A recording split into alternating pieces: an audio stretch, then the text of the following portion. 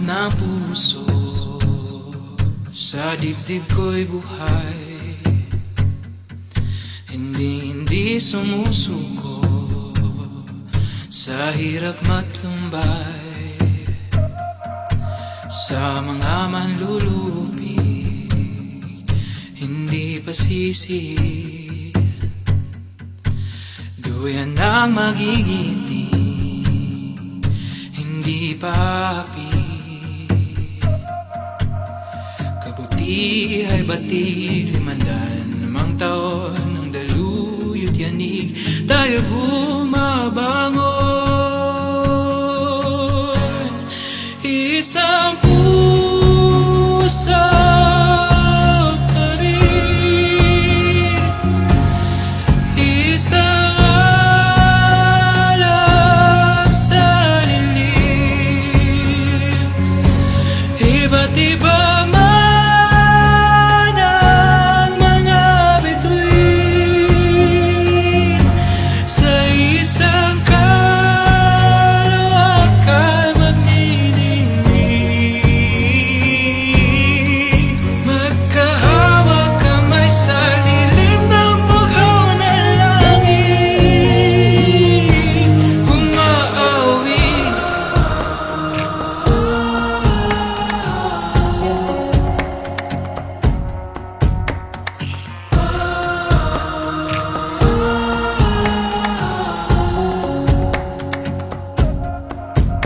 Mabaon man sa putik, matapos ang bagyo, lahat magkakapit-bisig, patuloy na sumusulong. Isang puso pa rin, isang alab sa dilim. Iba't iba man ang mga bituin, sa isang kalawakang magniningning. Magkahawak kamay sa lilim ng bughaw na langit. Umaga pabiling, dili magpapildi, dungganing awiton, dili mapahilom. Umaga pabiling, dili magpapildi, dungganing awiton, dili mapahilom. Umaga pabiling, dili magpapildi, dungganing awiton, dili mapahilom. Umaga pabiling, dili magpapildi, dungganing awiton, dili mapahilom. Isang puso pa rin, isang alab sa dilim. Iba't iba man ang mga bituin, sa isang kalawakan nagniningning. Magkahawak kamay sa lilim ng bughaw na langit, umaawit.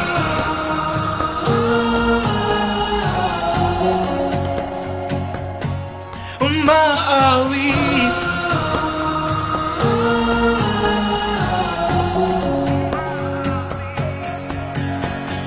Alab ng puso.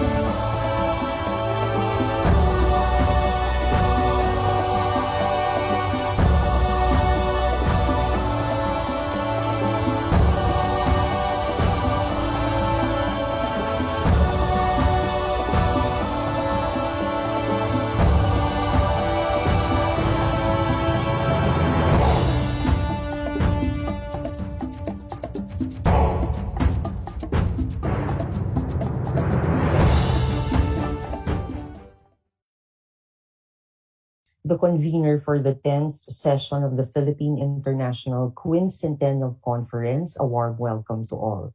The theme for session 10 is belief systems and spiritual climate in the Philippines over the last 500 years. On the eve of the arrival of Christianity in the Philippines 500 years ago, we were communities that had indigenous belief systems along with Muslim principalities. Our session of two panels revisits the impact and ramifications of the Christian social order on the Filipinos for the whole stretch of 500 years. We have esteemed scholars who will walk us through an interrogation of our historical religious experiences today. So, good morning and good afternoon and good evening wherever you are joining us today. No? So, welcome to the panel 10, Belief Systems and Spiritual Climate in the Philippines over the last 500 years of the Philippine International Quincentennial Conference. So, I am Cecilia Santa Maria Abalos, and I will be your moderator for today. I am not a historian, but I am a fan. So we are currently live on almost 100 Facebook pages. The National Quincentennial Committee, Department of Foreign Affairs and other foreign service posts, National Historical Commission of the Philippines, and the National Commission for Culture and the Arts, UP Baguio, among others. So let's start the program proper. Constructs of reality and so-called truth is a product of belief system. Hopal and de Gruyter says that beliefs are part of an existing cultural phenomena that facilitates truths for individuals and social groups. Examining discourses on belief systems in the Philippines entails probing into the religion and the spiritual climate existing in the last 500 years. This morning, such examination will be elaborated by our presenters. Maria Setlana T. Camacho took her AB Humanities Interdisciplinary Program from the University of the Philippines, Diliman, magna cum laude. She earned her MA in Liberal Arts, areas in art history and urban geography, and her PhD in history from the University of Navarra, Pamplona, Spain. Dr. Camacho is an associate professor of the Department of History, College of Arts and Sciences, University of Asia and the Pacific. Dr. Camacho is also the Vice President for Faculty Affairs of the University of Asia and the Pacific. Her publications include historical perspectives of women, parental authority, and marriage. Dr. Camacho will present her paper titled The Virtues of Marriage and Maidenhood, Shaping the Meaning of Sexuality in the Early Spanish Colonial Period, that elaborates on, if I may quote from her abstract, how canonical marriage and the concept and practice of recogimiento, central to the Spanish feminine ethos, were specific means by which the Catholic teaching on human sexuality was introduced as part of the Christianizing process in the first 2 centuries of Spanish rule. Our second presenter, Una Paredes, took her BA in anthropology, minor in history from the University of Hawaii at Manoa. She earned her MA in anthropology from Arizona State University and received the diploma in humanitarian assistance from the Fordham University. She earned her PhD in anthropology from the Arizona State University. Dr. Paredes is an associate professor for Southeast Asian Studies, Director of Undergraduate Studies, Department of Asian Languages and Cultures, University of California, Los Angeles. Dr. Paredes' publications include indigenous studies with focus on the Lumads of Mindanao. Dr. Paredes' paper titled Finding Tribes, the Christianization of the Peri-Colonial Philippines emphasizes the importance of diachronic historical perspective, which is necessary to make sense of how Catholicism has not only shaped the diversity of modern Philippine cultures, but also how it has configured cultural and political spaces so completely. Our third presenter is Regalado Trota Jose of the Archivo de la Universidad de Santo Tomas. He is an archivist of the Miguel de Benavides Library, University of Santo Tomas, and a faculty of the Cultural Heritage Studies program Graduate School of the University of Santo Tomas. Professor Jose finished his AB Anthropology, University of the Philippines Diliman cum laude, and earned his MA Philippine Studies major in Humanities, University of the Philippines Diliman. With a broad range of cultural heritage projects, curatorship, and curatorial work, Professor Jose's publications are on visual documentation of Catholic churches by Bayin, among others. Professor Jose's paper titled A Cross Standing on a Dragon, or a Dragon Supporting a Cross, will elaborate on the presence of Islamic motifs on Catholic church bells. Paul Arvizu, our last presenter for today, is from the University of Asia and the Pacific and is currently the Vice Dean of the College of Arts and Sciences, University of Asia and the Pacific. He took his Bachelor of Arts in Communication Arts from Ateneo de Manila, summa cum laude, MA in Liberal Arts with specialization in philosophy, University of Navarre, Pamplona, Spain, Master of Arts in Medieval Studies, University of Toronto, Canada, Licentiate in Medieval Studies, Pontificate Institute of Medieval Studies in Toronto, Canada, with specialization in philosophy. Doctor of Philosophy in Medieval Studies from Toronto or University of Toronto. His works range from vital publication contributions that demonstrate the narrativity of history through the many scripts for plays and musicals, among others, that he has produced. Dr. Dumol's paper titled The Unacknowledged Legacy of Christianity in the Islands of Luzon, the Visayas, and Northern Mindanao elucidates how the family was redefined in a radical way. Pamilya versus mag-anak, and key values were established.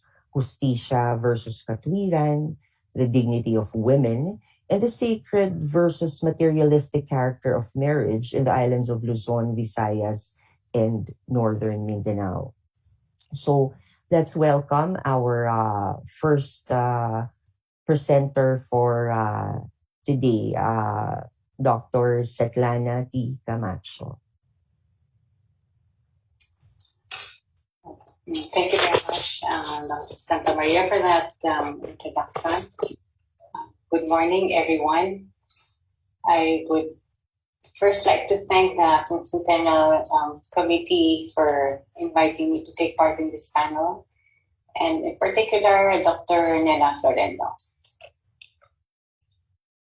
I'll start my presentation. Right?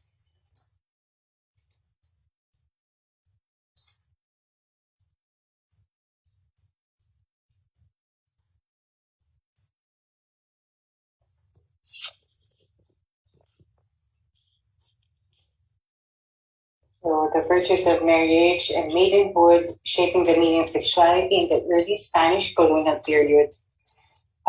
This paper discusses how canonical marriage is a concept and practice of recogimiento central to the Spanish feminine ethos, were specific means by which the Catholic teaching on human sexuality was introduced as part of the Christianizing process in the first 2 centuries of Spanish rule.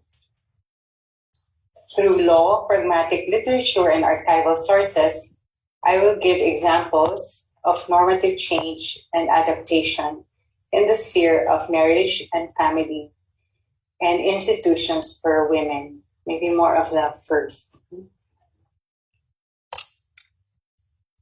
In his seminal work, John Levi Phelan wrote, "The spread and the eventual acceptance of the Christian ideal of matrimony among the Filipinos represents one of the most enduring achievements of the Spanish religious.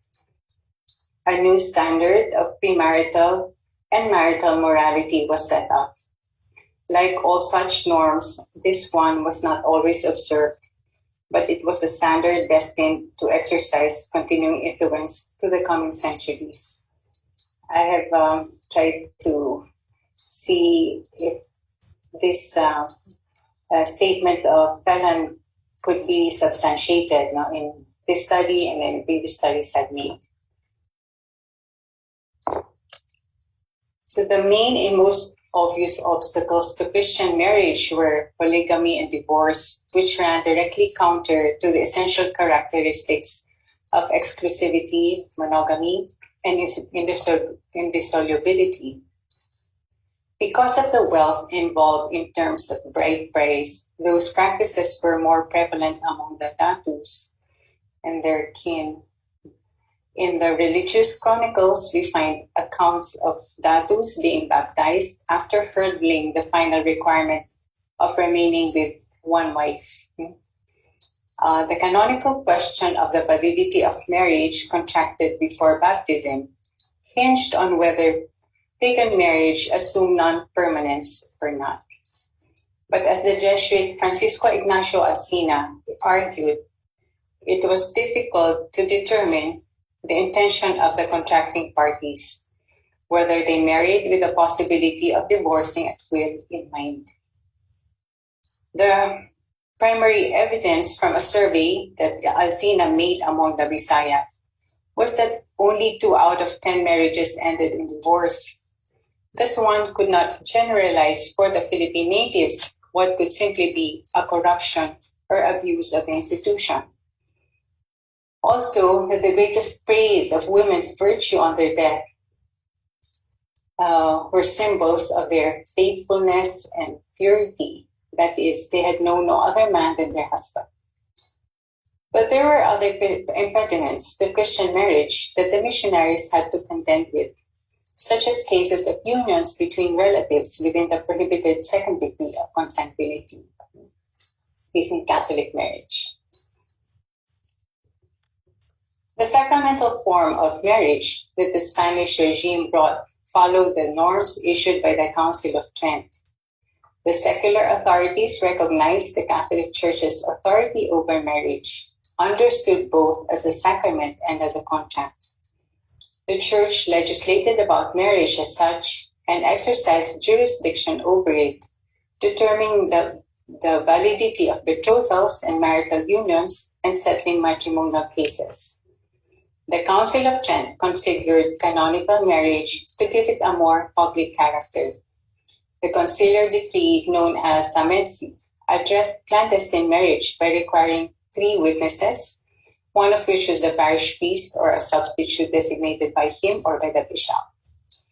The wedding should be preceded by the publication of banns of Mass on 3 consecutive feast days and then duly registered in parish records. The mutual and free consent of the spouses was reinforced as the essential element of marriage, that is, the external manifestation of the internal willingness to marry, and therefore the freedom from coercion resulting from fear. The canons or laws issued by the Council of Trent reiterated the exclusivity and indissolubility of marriage and specified impediments that invalidated marriage, some of which could be dispensed. As in other territories of the Spanish Empire, handbooks for the administration of sacraments were prepared and published in the Philippines as means to ensure the implementation of tridentine marriage and to inform on legislation that applied particularly to natives who were newly converted, which had previously been enacted for the Americas. By the 18th century, manuals for priests for their pastoral work with native Filipinos were also printed. In the manual prepared by, for example, by the Franciscan Sebastian Totanes, he includes the script for the explanation of the 3 purposes of marriage to be given to the couple before the wedding. In sum, the sacrament of marriage elevates the union of man and woman, making it holy so that together they may procreate. Thus, the only legitimate context for sexual relations is marriage, given the natural fruit of children. Aside from having offspring, parents have the moral obligation to raise them to be good Christians. The consequent creation of family requires exclusivity of spouses. Having sexual relations with someone who is not one's legal spouse is a grave misconduct. The bond that the sacrament confers is divinely ratified through the sacrament, which in turn is the source of divine help, called grace, for the couple to cultivate a relationship of love and friendship for life. In short, the purpose and sacramental context of conjugal relations confer on them the quality of holiness and therefore a deeply moral nature. It follows then that the transgressions against the sixth and ninth commandment were never flimsy. The Tridentine doctrine on sexuality revolved around the sacrament of marriage. The pastoral approach then would be better understood in this light. The manuals for the administration of sacraments, as well as handbooks for religious ministers from that period, advised the parish priest or the doctrineros that before issuing marriage bans during the mandatory prenuptial investigation, to probe carefully into the willingness of the contracting parties to marry and also other possible impediments, such as previous marriage promises, sexual relations with the relative of the prospective spouse, for which dispensation might be granted or not, depending on the nature of impediment. Again, given the holy character of matrimony, confession and communion were the other required preparations for the couple to receive the sacrament. Since matters dealing with sexual conduct and disposition were mostly matters of conscience, the confession guides were more detailed in dealing with them. An examination of these will show how closely religious ministers were to follow the laws on marriage. For the more salient sins of adultery and fornication, the aggravating circumstances spelled out in canon law were also important. For example, whether the other party was a relative by consanguinity or affinity.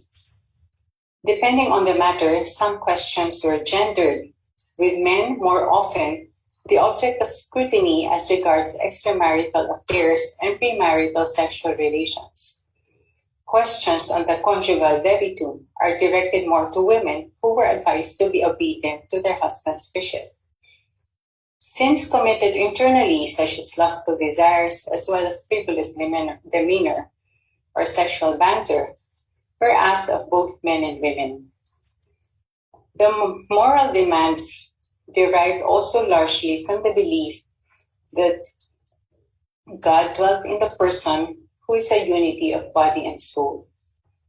Overall, the questions debunk the stereotype that the Christian virtue of purity was mainly for women, based on a double standard morality, as I think I've explained previously.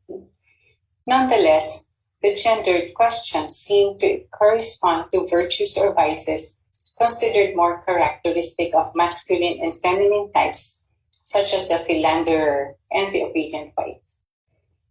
The extent to which moral instruction was achieved through the sacrament of confession can only be imagined, but the prudence of priests showed them that this channel was more effective than ritual or homiletic exhortations in reaching the moral conscience. The Church tried to address the incidence of cohabitation without marriage, which went directly against the doctrine of marriage as the only moral setting for sexual relations and procreation. The main reasons it discovered were economic in nature, the reasons for the incidence of cohabitation. The inability to give the complete bride wealth and bride service required by the woman's family, the prohibitive rates of fees for the administration of the sacrament, and excessive expenses for the wedding. The successive laws prohibiting and eventually regulating the first bride price and bride service, and exhortations to make wedding celebrations more sober proved largely ineffective. The schedule of fees was adjusted and ministers were instructed to charge reasonably. The concern for the undue delay of marriage and the consequent cohabitation before the wedding in order to preempt lapses in premarital chastity was a recurring statement in handbooks and episcopal communications, and eventually in the late 18th century in the councils, the provincial council.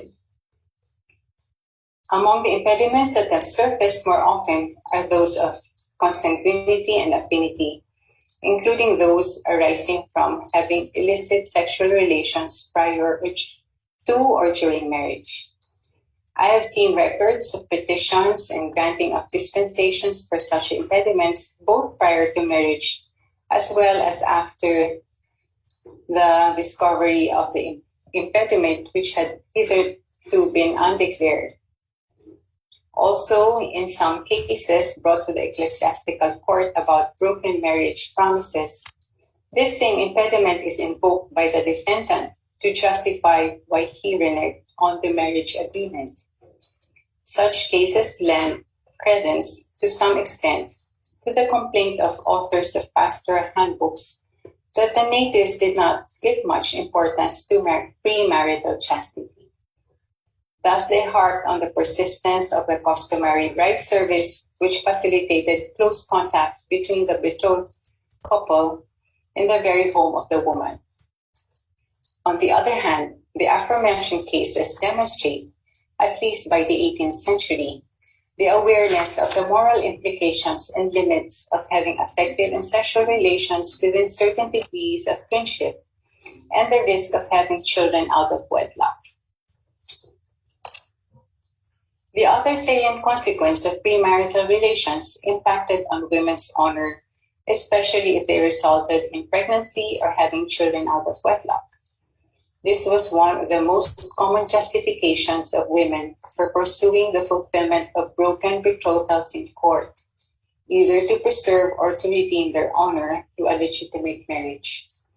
But men likewise tried to advance their position by claiming that they had found the woman to be already quote unquote corrupt, and therefore failing to live up to the moral demands of marriage. In this manner, they were also capitalizing on the social mores that considered such a woman a dishonorable spouse. Recogimiento was the badge of women's reputation. It was a complex virtue comprised mainly of discretion, purity, and modesty, which externally translated to retirement from the public eye, and thereby the preservation of good repute. Spanish authors of the early modern period articulated the underpinnings of this ideal moral conception of the feminine nature. The central virtue was chastity, and its companion, modesty and sobriety, the latter being a key quality for successfully running a household. And all of them derived from the virtue of temperance. Temperance of the body, positively affects the soul in such a way that the passions are kept under control, thus facilitating good works and the acquisition of upright knowledge. Purity, while externally manifested through the body, has its roots in the soul. Industriousness and religious piety completed women's virtue for both the married and unmarried. The woman's realm being the home and family, she was equipped to be morally to raise children and provide domestic stability. Her own honor, whether in marriage or in maidenhood, which was anchored on her moral qualities, her religiosity, modesty, and decorum, contributed in an important way to her family's honor. Recogimiento also referred to the institution that served both as shelter for women as well as for their education. The earliest mention of it that I have found so far is in Alcina's work, that is in the mid-17th century. In charge of this, like a school, was the maestra, a mature woman who gave religious instruction and educated the girls in good habits and recogimiento. That term was used. By the end of that century, the institutional meaning had established its presence in colonial society, often with a religious character. Sometimes the term recogimiento was used interchangeably with beaterio, a religious community, especially when the crown insisted on the secular status of these institutions. and coupled with that, on the educational services that they should render as non-cloistered communities. The best-known beaterios, recogimientos, were founded in and around the colonial capital under the patronage of male religious orders, like Santa Catalina, the Dominicans, of the Beaterio de la Compañía, under the sponsorship of the Jesuits, San Sebastian of the Recollects, and that of Pasig under the Augustinians. Given their specific function of providing education considered proper to women at that time and their semi-enclosure, these women's institutions became icons of recogimiento. Their residents, recogidas, gained moral authority in consonance with their reputation for piety and moral integrity. Their students, the educandas, were prepared for their future roles as wives, mothers, and teachers. They also served as a correctional institution for women who were deviant and needed to be reformed, or as shelters for women who had pending betrothal or matrimonial cases in court. I've also found indications of this reputation, of this good reputation, in documentation of proceedings in which the recogidas were asked to vouch for individuals' moral integrity or for the freedom from matrimonial impediment of former students, those recogimientos. With the implantation of monogamy as the only legitimate form of marriage, the colonial church still had to deal with residual practices that went against it, such as extramarital affairs. With marriage as the only legitimate setting for sexual relations, the church tried to address the roots of the persistence of cohabitation among couples and other practices such as bride service, which contributed to the incidence of premarital relations, contrary to the premarital chastity corresponding to the holy character of marriage as a sacrament, and therefore of sexuality. The laws on impediments of consanguinity and affinity up to the second degree must have contributed to articulating kinship ties further and widening the demographic sphere for the choice of spouse. But what was radically new was the moral qualification of internal acts, such as thoughts and desires pertinent to the ninth commandment. At this level, the virtue of purity was required of both sexes in function of the sacrament, which gave special firmness to the contract or mutual commitment of the spouses. The Tridentine norms on marriage were thus effectively translated into standards of conduct with serious moral qualifications. Nonetheless, the importance of purity on the part of a woman was imbibed as a socio-cultural as well as religious value, encapsulated in the term recogimiento and developed institutionally, mostly in quasi-religious communities, and as shelters and educational centers for women. The complex of virtues that comprised recogimiento was anchored on temperance and piety and concentrated in purity of body and soul. Thus, women's virtue, with its strong connotation of the control of bodily passions, connected directly with the doctrine of marriage as the only legitimate and meaningful context for the expression and performance of sexuality. Thank you very much for your attention. Thank you very much, Dr. Camacho. So we move on to our second presenter. May we now have Dr. Una Paredes? Thank you very much, Faye. Good morning to everyone. I'm really honored to be part of this panel. I don't have a PowerPoint slide presentation. What I'm going to just be presenting is sort of a thought piece on how we think about the Christianization of the Philippines as in terms of how it's impacted the people that we think of as non-Christians. Okay, so let me begin, I guess. In a majority Catholic country like the Philippines, it can be difficult to appreciate the true impact of Catholicism beyond the obvious presence of Catholics. For the unchristianized indigenous minorities in its peripheral upland regions, the role of the Catholic thought world in shaping who they are today is masked substantially by their cultural distinctiveness. Missionary-dominated narratives in colonial historiography configure our understanding of the present, structuring our approach to anthropology and history in these peripheral spaces. The historical perspective is necessary to make sense of how Catholicism has not only shaped the diversity of modern Philippine cultures, but also how it has configured cultural and political spaces so completely that, as scholars, we at times reproduce this thought world uncritically through our own work. A focus on the so-called unchristianized Lumad ethnic minorities of Mindanao shows that their actual exposure to Christianity is significant, dating back to the early Spanish colonial period. It also reveals that their 21st century conversions to evangelical Christianity are regarded by at least some Lumads as a source of continuity rather than a rupture or break in terms of their ancestral traditions. It is therefore essential to look beyond the obvious when examining the legacy of 500 years of Christianity in the Philippines. In the Philippines, which is Asia's only Catholic majority nation, understanding the true impact of Catholicism presents a real challenge.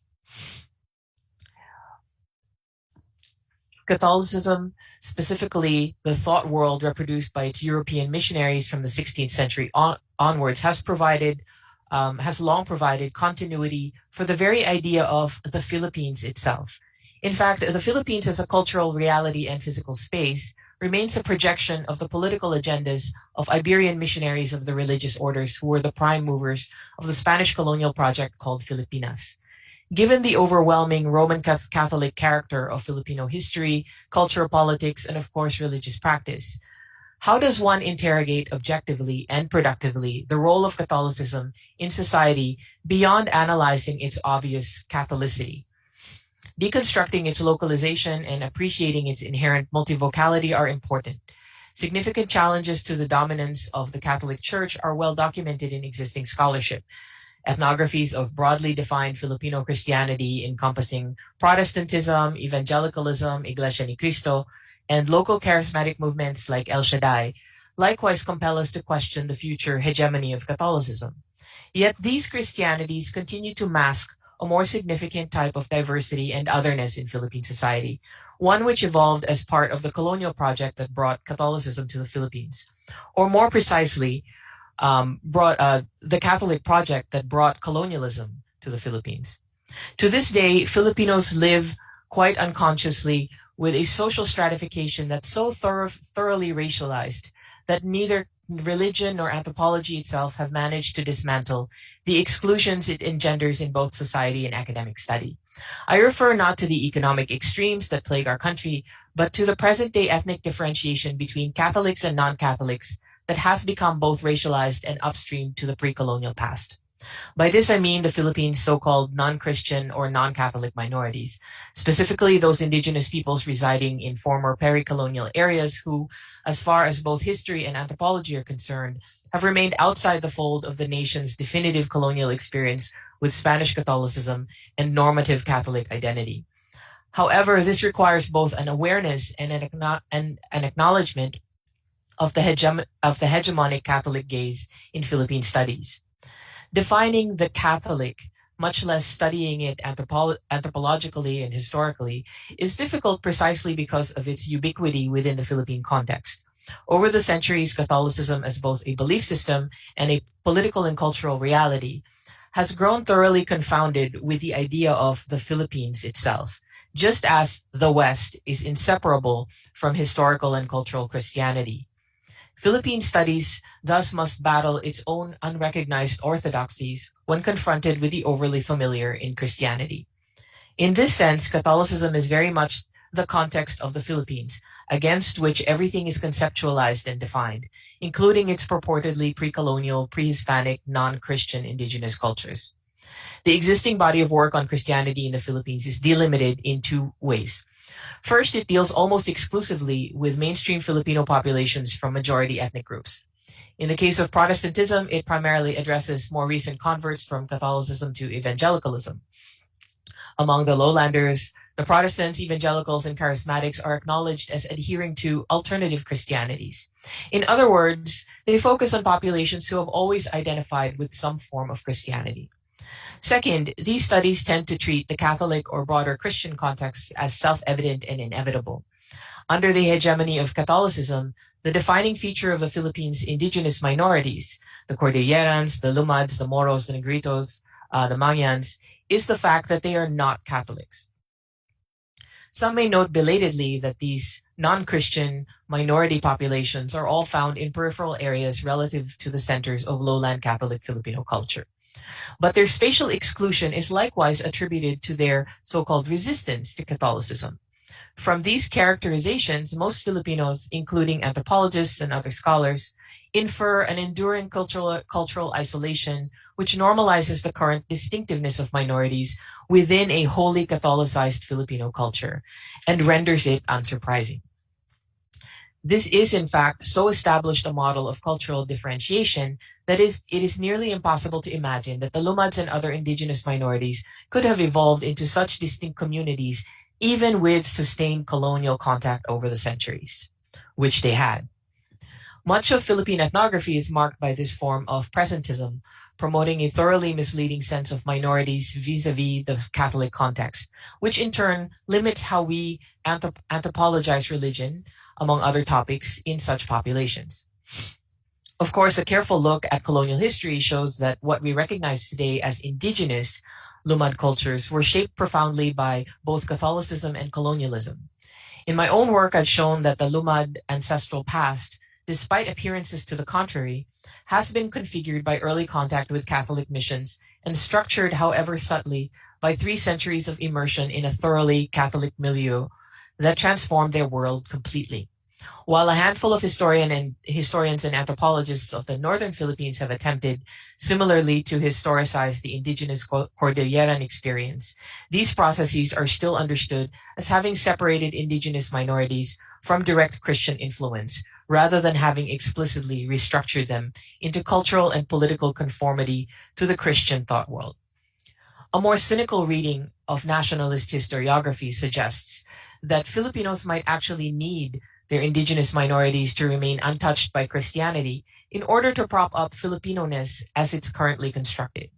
As Peter Brownline points out, approaches to the decolonization of knowledge in the Philippines have focused on the reconstruction of a presumed pre-Hispanic Philippine culture that is, quote, uncontaminated, unquote, by Christianity and colonialism, around which to build a so-called authentic Filipino identity. In more recent global ethnography, conversion to Protestant Christianity by ethnic minorities around the world is portrayed predominantly as a significant break or rupture with the past. This may be due to the imprint of Protestant conversion narratives, especially its evangelical varieties that stress the transformative nature of the salvation offered by Jesus Christ. There is a clear quid pro quo recognized in evangelical proselytizing. Letting go of one's sinful past, including the cultural baggage that holds you back, leads to freedom from eternal death and brings you an eternal life for your soul. In this vein, a rupture is necessary to access the transformative experience of conversion. Looking at the many Lumad communities converting to evangelicalism today and their so-called abandonment of what most Filipinos presume to be their pre-colonial supernatural beliefs, practices, and relationships, for a particularly strict fundamentalist form of Christianity, this cosmic trade appears obvious. But in my fieldwork among Higaonon Lumad evangelicals, I have actually seen quite a few adults weep openly when remembering beloved but unsaved ancestors whose company they will have to miss in the afterlife because it was the price that they had to pay to save themselves. That such rhetoric signifies rupture seems entirely reasonable until we take into account the totality of their engagement with Christianity over the centuries. Instead, amongst Lumads, conversion to Protestantism may signify not rupture, but a conscious effort to maintain continuity with their ancestral past. For example, the theme of bodily salvation through the rapture, highlighted in evangelicalism, is entirely consistent with indigenous supernatural beliefs and narratives about key ancestors among the Higaonon and Manobo Lumads. In this case, evangelicalism represents not a rupture with ancestral traditions, but instead an iteration that supersedes the power of ancestral spirits, yet also resonates deeply with their own indigenous practices. In other words, they see it as a continuation of ancestral tradition, not a rupture with the past. At the same time, conversion to evangelicalism rather than the dominant Catholicism has also allowed Lumads to embrace a modern so-called civilized identity marker, enabling them to become Christian Filipinos while maintaining a meaningful social boundary against the Catholic majority who have, in living memory, discriminated against them racially and oppressed them systematically.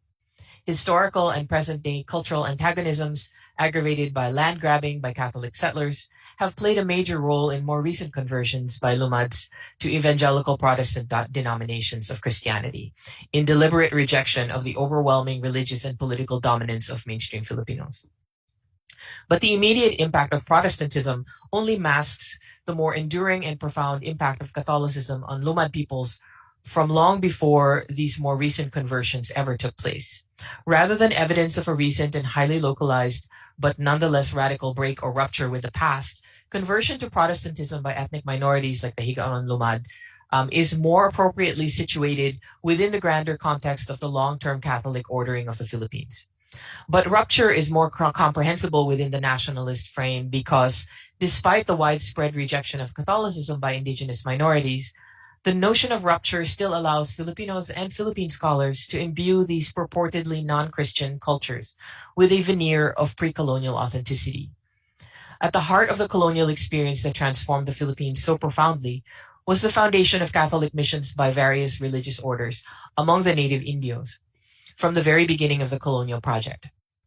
As in the Americas, these missionaries sought to create Spanish subjects out of native populations by drawing them within the influence of the Roman Catholic Church, bringing them under the bell into Christianized settlements or reducciones, where they could be exposed systematically to the approved brand of civilization. Now, most Indios experienced colonization primarily through missionary contact rather than through other non-religious agents of the colonial state.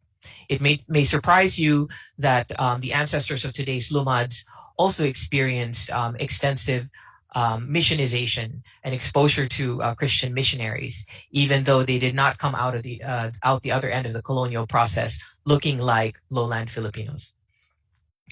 The role of Catholic missionaries in the construction of colonialism cannot be overstated. The fundamental cultural exchange between Iberian and Indio, the first contact, conversion, and colonial subjugation, was enabled by the interventions of frailes or friars. Neither is it an exaggeration to say that most of what we know about the Philippines today has been mediated primarily through both the written and unwritten legacies of the Roman Catholic religious orders in missionizing Filipinas.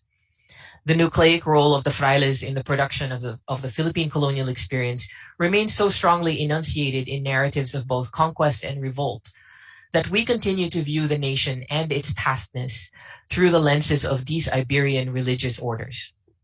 This is true even for groups casting a distinctly non-Christian demographic profile such as the Lumads, who were created by colonial dispossession and differentiation, and the Muslim Moros who, despite successfully resisting colonial rule, were already using the toponym Philippine, an Arabized form of Filipinas, by the 19th century to refer to the places where they lived. Today, one cannot look at the map without seeing these islands instinctively as an archipelagic whole. As with any map projection method that creates distortion in the course of representing a particular area on a plane, exaggerating some relationships while minimizing others, the Catholic panoptic has distorted our map of the Philippines in significant totalizing and Catholicizing ways. The colonial period reordered Philippine space according to post-Reconquista Catholic reference, which has had profound consequences for how various indigenous identities were formulated and how they continue to evolve. Today, all indigenous uplanders of the Philippines are still identified as categorical non-Christians by scholars and non-scholars alike, with any hint of attendant Christianization explained as either very recent temporally or as a flimsy mimicry of lowland Filipino culture. Indigenous minorities in the uplands are located consistently in direct spatial, cultural, and cosmic opposition to Christian lowlanders. Regardless of the many critical nuances that complicate any upland-lowland distinctions we might make for the early colonial period, this facile topographical equation remains the hermeneutic for distinguishing the Christians from the non-Christians, and consequently the Filipinos from the not-so-Filipino. When we bring history to the table, we begin to recognize that Catholicism is at work here, not merely as a religion, but as a totalizing cultural and historical phenomenon that has reconfigured a disparate archipelago in the Pacific into a reality called the Philippines, and its people, Catholics and non-Catholics alike, into Filipinos. But like telling silences in a text, the Philippines' non-Catholic spaces and peoples also speak, in this case, to alternate strains of the same defining Catholicity. Within the context of a thoroughly Catholicized place like the Philippines, therefore, our understanding of Catholicism must be about more than just the study of actual Catholics, because we have all been impacted by Christianization, including our scholarship. The influence of Catholicism on historiography and ethnography itself has so magnified its impact on the construction of non-Catholic otherness that, in turn, the historical and anthropological study of the Philippines to date has tended to reproduce and reify these colonial constructs uncritically. The colonial antecedents for discourses of categorization in the present-day Philippines, we have Christians, Moros, and others, are interdependent discourses of minorityhood and majorityhood, both of which are important to recognize in order to appreciate the true extent of Catholic privilege at every level of our society. Catholic privilege is a controlling feature of Philippine society, not only in terms of inter-ethnic relations, but also intra-ethnic, in that amongst lowland Christian majorities, piety and intimacy vis-a-vis the Catholic Church present their own power. Some kind of involvement in church affairs, whether in catechism or fundraising and promotion for events, volunteer work, mass attendance and participation in mass, or having a son or daughter as an altar boy or girl, or better yet, a nun or a priest, is one important way of accumulating cultural and social capital that could potentially serve one well in myriad ways, and may even translate to economic and political advantages. In the same way that a person's monetary assets influence their economic standing or class status, their spiritual assets, essentially their public standing relative to the church, determines their social, cultural, and political place in broader Philippine society. That said, the active exclusion of non-Catholics from this spiritual economy, whether done consciously or unconsciously, ripples across the archipelago's periphery, widening the gap between Catholics and non-Catholic others, whose cultural citizenship as Filipinos is subtly delegitimized.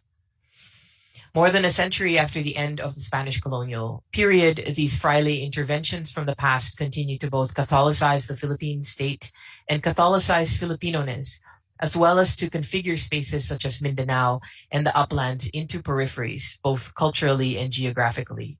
These negative spaces created by colonial era maps and by silences in the archives continue to inform how Filipinos and scholars of the Philippines imagine the past and engage its earliest ethnographies. Consequently, the ethnicized distinctions produced by the colonial process continue to be reproduced and reinforced by spatial realities that have become so naturalized as to mask their imperial etymology. In this manner, the religious thought world that was transported bodily across the Pacific by the frailes continues to project a distinctly Catholic ordering upon this small corner of Southeast Asia. And that's the end of my presentation. Thank you. Okay, thank you very much, Dr. Paredes. So let's now listen to the presentation of Professor Jose. Good morning to all. Thank you very much for inviting me to this session. Let me turn on my screen. Okay. Can you see my screen? Yes. Can you see my screen? Yes. I just want to make sure. Okay, Yes. thank you. Yeah. There, okay. So, The title of my paper is A Dragon Under the Cross, and I'll be talking about symbols on church bells. I've been working on church bells for my documentation of other church art as well. And through the years, I've noticed some designs which are interesting and bear some study.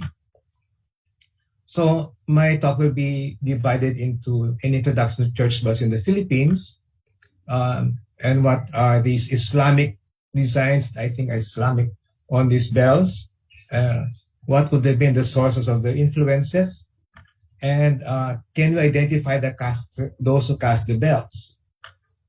So just to give a background, of course, we have these church bells all over the country, and they're in various types of towers, wooden towers, espadañas, watchtowers, tall towers, really bajo las campanas.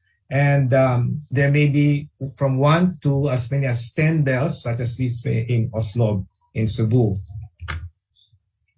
And of course, the designs have varied through the centuries.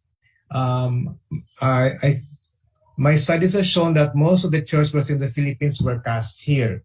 A few were imported, but it seems that most of them were cast here. So this is the earliest bell that I have found, it's acknowledged as the oldest in the Philippines, dated 1595 in Camarines, in Cagayan. And this is a 17th century bell found in Lalo. So they have similar basic designs. But in the 18th century, they start to get more decorative and with floral designs. And for example, these three seem to be cast by the same bell caster, considering the tips of the cross. They are found in Manila, Pangasinan, and Cebu. And then towards the end of the 18th century and beginning of the 19th century, a kind of cross appears with a very curvaceous pedestal. And then later on, we find that this kind of cross was used on bells cast by Ambrosio Casas. He put his name also on the bell, such as this one in La Union and this one in Pasig. Casas, one of the first known bell casters in the Philippines, who put his name on the bells. Then also, this other kind of bell design with C scrolls can be found as early as the late 18th century. And then by the first half of the 19th century, we see a name appearing. So this is Benito. And later we find out this is Benito de los Reyes, who also cast many bells for the Philippines. And they are found all over. So he was active according to the bells that we have found from 1808 to 1841. And the design kind of mutated into other variations. And we see here a bell cast by Leocadio de los Reyes, who may have been a relative of Benito. He was active in his years, 1844 to 1846. And then a more florid but similar design cast by Macario de los Angeles, whom we know had a foundry in Quiapo. And this one by Saturnino Limcaco, who also, I think, worked in Quiapo. Apart from crosses, the bells also had symbols of the religious orders who commissioned them, for example, the Augustinians and the Augustinian Recollects, the Dominicans, the Jesuits, the Franciscans. Interestingly, there are also folksy interpretations of this kind of process. For example, this one of St. Francis and the arm of Christ on the cross is practically engulfed by clouds in this bell in Mahai Laguna. We don't have names for all of these bell casters. They come only mostly in the 19th century. Some of the bells also have images. Some of them are quite unique, such as this one of San Martin in Taal, and as late as Santo Niño, as 1898, the Santo Niño in Bugasong, Antique. For this one, we have a bell caster whose name is Pujades, and later on we will encounter Pujades in the study. But between 1854 and 1895, I find a set of crosses with this rather is what I think are seem to be to me Islamic designs of precisely the Naga and some Pakurabong motifs which you find in southern Mindanao and in Sulu.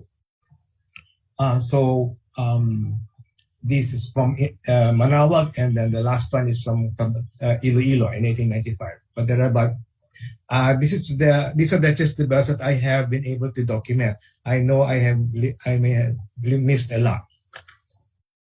So what are these Islamic designs? I put them in quotation marks. So you have here, if you take apart the design, this what could be Naga motif, the star, and similar to the Pakurabong or the fern motif here. This is the Naga, which is also interpreted as a dragon, and this is the Pakurabong or the budding fern motif. And you find these motifs also in other carved designs in Mindanao and Sulu art. These are the grave markers in Tawi-Tawi, for example, very, very nice. And also in the brass work, you find that Naga motif here. Okay, here. Even on textiles, that kind of S design. And on the roof supports or the panolong of the Torogan in among the Maranao.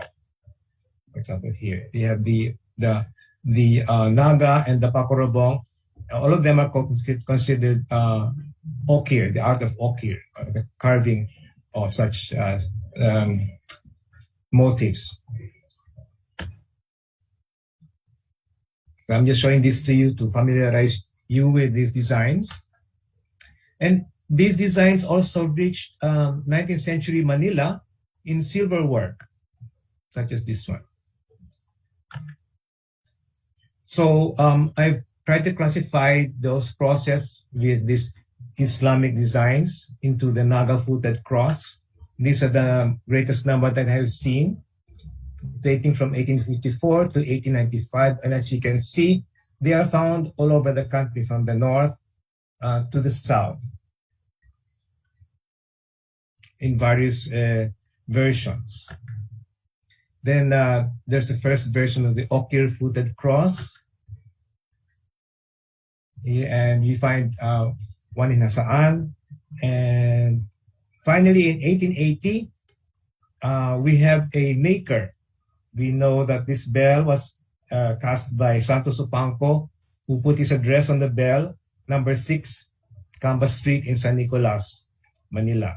And the last bell that we know that he had this design, it dates from 1881 and is found in Lingayen. Interestingly, this design was copied by another bell caster, the more famous one, Hilario Sunico. And we find it in his bells from 1889 to 1890. However, in the same church where you find this okir-footed cross, and the same year we find another bell from Sunico with an entirely different design. So that leads me to suspect that the bell casters were trading designs among their foundries. And this okir-footed cross later appears in another bell cast by Buhades in San Agustin, 1896. And it's the same form, but a different kind of, slightly different kind of technique. These are the bullet holes, shrapnel that hit the bell when San Agustin was hit by cannon in the Second World War. And there's another simpler kind of what I call the okir-footed cross, found in places like Cagayan, Ilocos, and Cebu.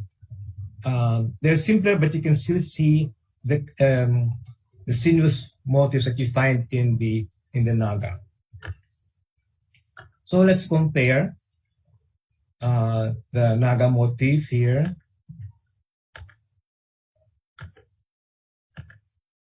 And the Paparabong. Now, so what could be how could the designs have migrated to the bells? And the timing of the manufacture of the bells is kind of the same with the Moro Wars in Mindanao, undertaken by the Spaniards. They had a lot of expeditions, and these are the years of lantacas that are now in the Museo del Ejército in Spain. So this could be taken as the years when these lantacas came to Manila, were brought from Manila, brought to Manila after the Moro expeditions. So they came from Balangin, the first major assault, then Holo, and for a while I could not read this, but it's actually Marawi in the late 19th century. So they have 25 pieces here. And this is the way that the lantacas were featured previously in the Museo del Ejército when it was in Madrid.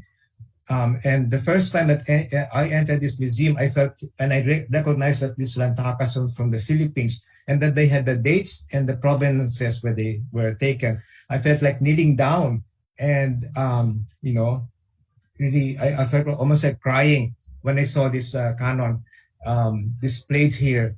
And what more with the indications of the dates when they were taken and from the places where they were taken from.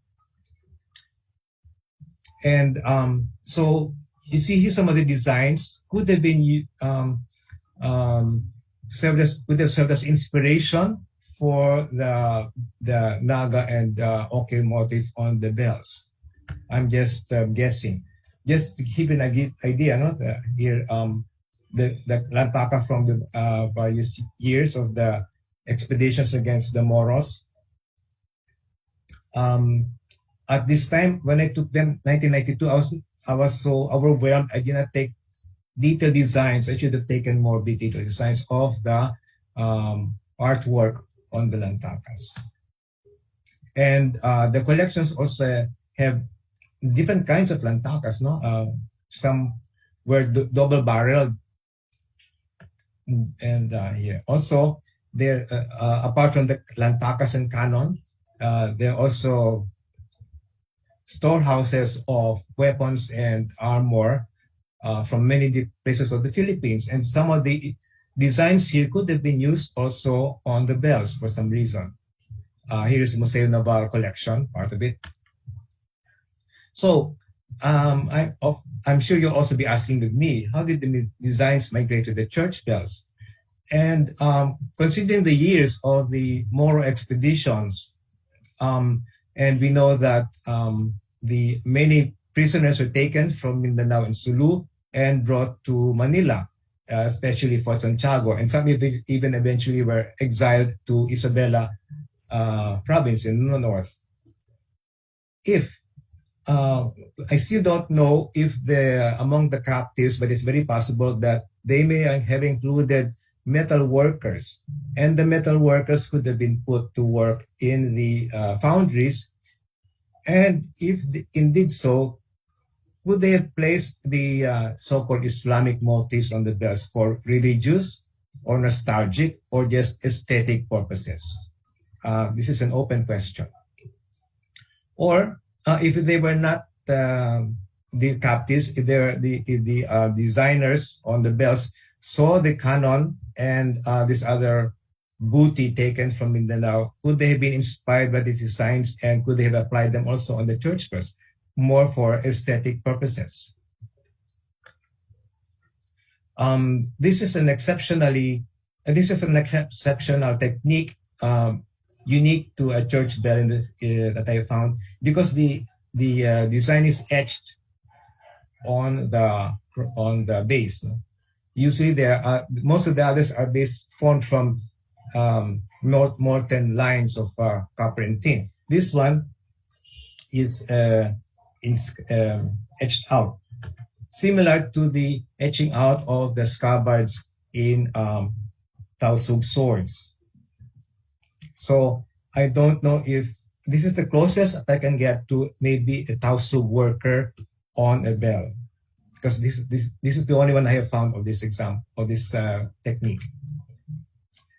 In other examples of canon or lantakas that are taken from Mindanao and Sulu, there are designs that were not reproduced, like the songket or the bamboo shoot designs. I have not found this on church bells. In other words, whoever was working on the church bells was selecting the designs. And let's try now to see if the bells themselves have the names of the bell casters. So there is one, this bell with what I call the Naga-footed cross, dated 1855, has the initials BH. I don't know who BH is. This is the only bell with the BH name. Other bells were cast by the name, he put his name F. Pujades. So we have F. Pujades here on some of his bells from 1883 to 1895. And we know that he had his foundry, number 9, Kamba, San Nicolas. As we have seen the Supangco, there's another one, Supangco's foundry was next door in Kamba number 6. So there's very little information we have about F. Pujades. I don't even know his first name, but he was active from 1876 to 1898. And we have found documents really about Jaime Pujades, who was listed in the Guías de Foresteros. These are the yearbooks for Manila, from 1849 to 1859. As he was listed as an infantryman. And then from 1862 to 1865, he worked as a scribe in the civil government. Then we have another Pujades, Jaime Pujades, who married Antonia Carmen Basilio in 1861. We know this from the marriage records in the Archdiocese of Manila. And there's also another Jose Pujades, who was listed in the Guías de Foresteros from 1851 to 1859, who was also an infantryman. Could our F. Pujades have been related to this infantryman? And if so, he may have had connections to Fort Santiago, and he may have gotten some metal workers who were the prisoners, captives from Mindanao and Sulu, to work on his bells. That is one scenario I'd like to imagine. But so far, I have no other deeds to work on. As we mentioned earlier, so Santo Supangco also featured these what they call the ochre-footed cross, and he was active from 1877 to 1887. But his ochre-footed cross appears only in the bells data from 1880 to 1881. Here we have the ochre-footed cross without the name of the bell caster. So they may have been part of the Supangco foundry, or Supangco may have acquired the design for his foundry in these years. And that same ochre-footed cross was taken over by Hilario Sunico, as we have seen. But Sunico also, who was the greatest, the most enterprising bell caster in Manila, also acquired various designs. So we see here 2 designs that he was using for the same church in the same year. And this ochre-footed cross, as we have seen, would also be used by Pujades in one of his last bells cast in 1896. So apparently these designs were crossing from one founder to another. Therefore, I'm just passing on my work in progress. My problem has not yet been solved. And to do this, to get more information, we need more research on bells with ochre or naga motifs, information on the prisoners taken from Mindanao and Sulu and possibly made to work in the Manila foundries, and backgrounds of the bell founders in Manila, specifically Binondo and San Nicolas. They were very active in the second part of the 19th century, and also more in-depth analysis of ocular and naga motifs, especially on artifacts in Spanish collections. So this is my last slide. Thank you very much. I hope to generate some discussion on these motifs. Thank you very much, Professor Jose. So we move to the last presenter. We have Dr. Dumol.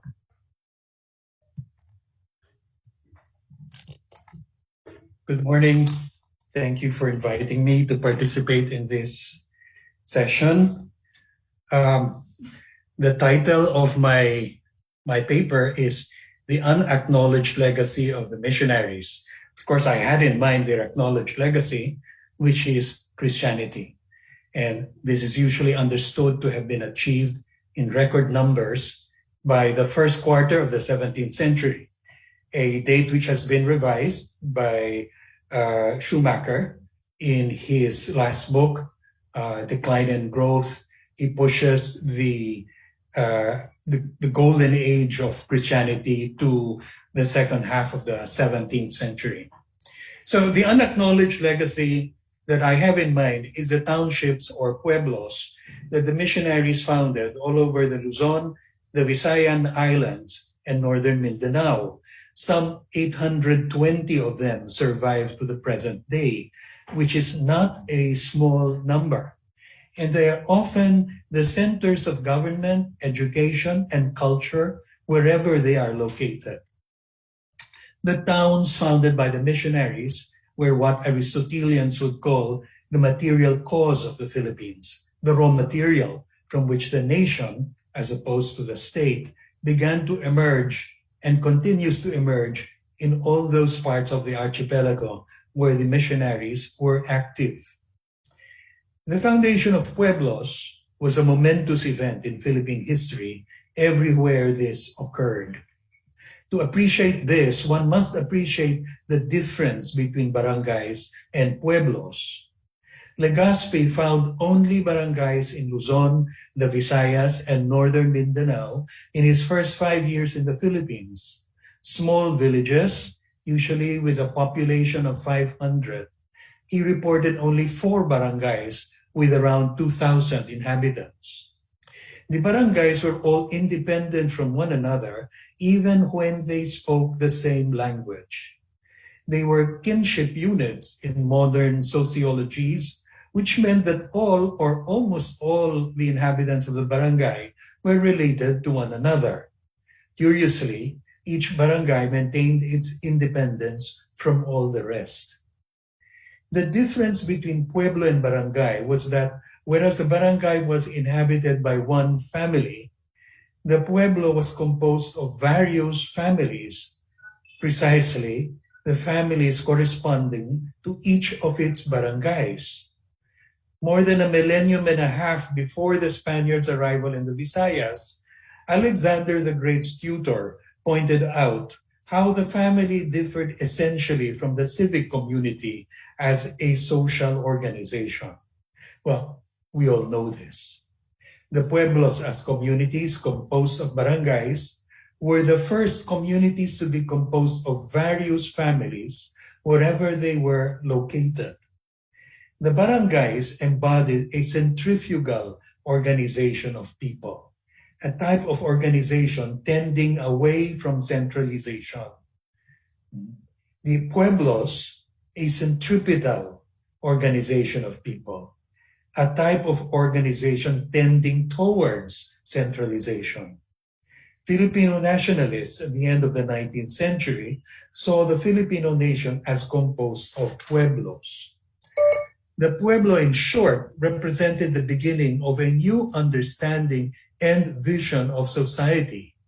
Permit me to be extravagant and say it was the seed of the nation we see emerging today. Everywhere pueblos were founded, this seed was sown.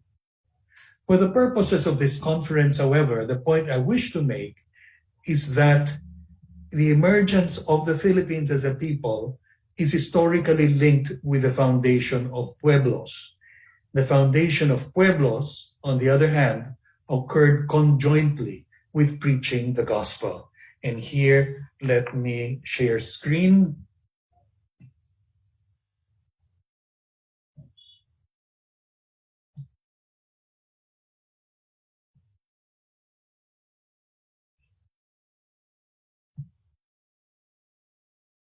Okay, let me skip this first half, which I don't think we need.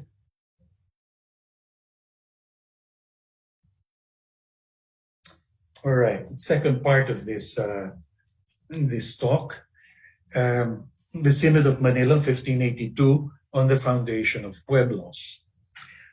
When the first Bishop of Manila arrived in the Philippines in 1581, he could not land in Manila because of a typhoon, and so ended up disembarking in Bicol.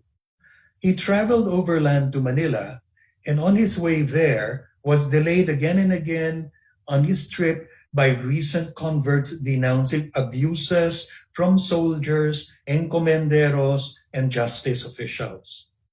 Upon arrival in Manila in September 1581, he decided to assemble missionaries with their superiors to gather data and propose solutions to the intolerable situation in the colony.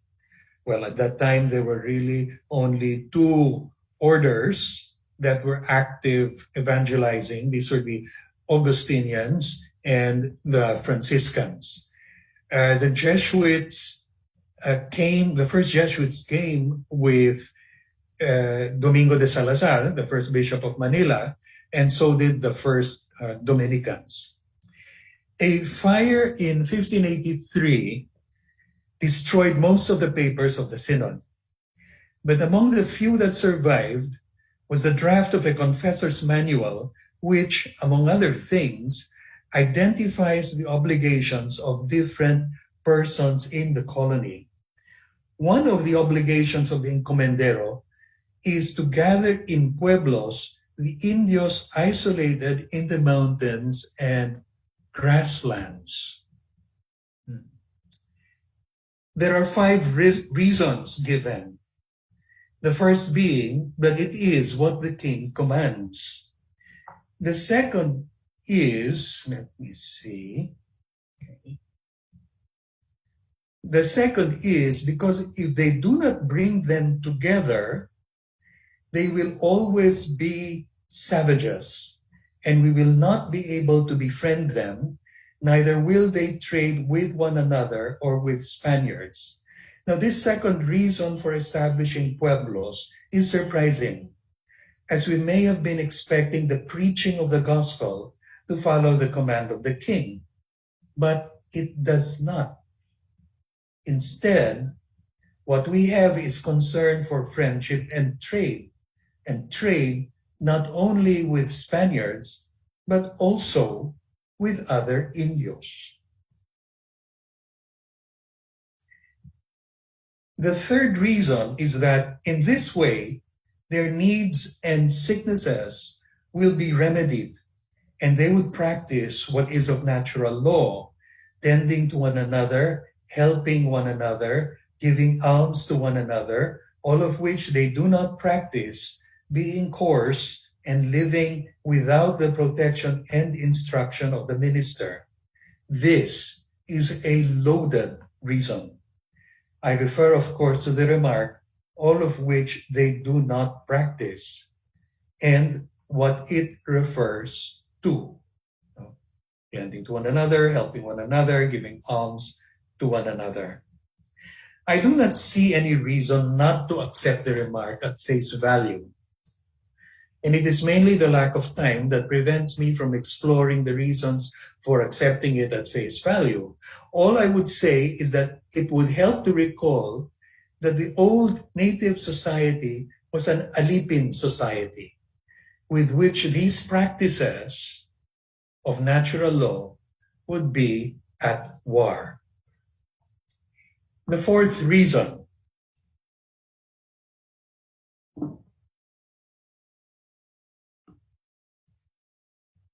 because if not, they cannot have a commonwealth or government or peace and order, or can some of them be picked for governance nor can the good be rewarded or the evil punished, nor can order be established in their lives.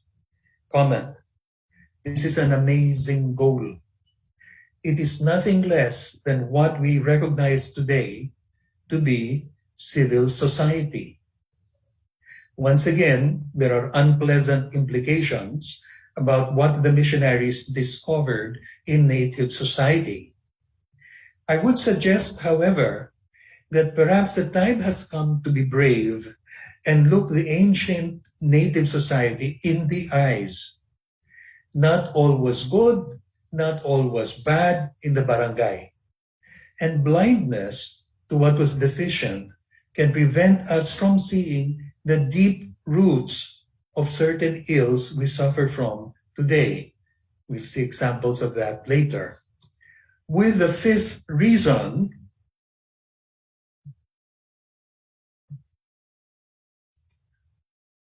we finally come upon the reason we have been anticipating, because if not, they cannot be instructed. Instruction refers to instruction in the faith, which is recognized as the principal reason, but it's nevertheless the fifth in the list. What is the Manila Synod of 1582 telling us? That instruction in the faith could not begin in earnest without instruction as well in socialization, solidarity, and, forgive the anachronistic sound of the term, civic education. When we refer to the unacknowledged legacy of the missionaries, the reference is to these three. Did the missionaries live up to their intentions? This is a question that cannot be answered in a general fashion. Surely it is obvious that the answer would differ from region to region, province to province, pueblo to pueblo, and ultimately from missionary to missionary. But it is important to recall that these intentions were formulated by people from the field, and that they were speaking not only from personal experience. Evangelization received the go signal from Philip II 12 years earlier, not from 1565, but also on the basis of the evangelization of the Caribbean since almost 90 years earlier, and the Americas since 60 years earlier. These intentions, in short, were not unique to the Philippines, but were part of SOP, wherever Christianization was taking root. In the Philippines, Christianization was not over by the 17th century. The golden age of evangelization in the Visayas was precisely in the 19th.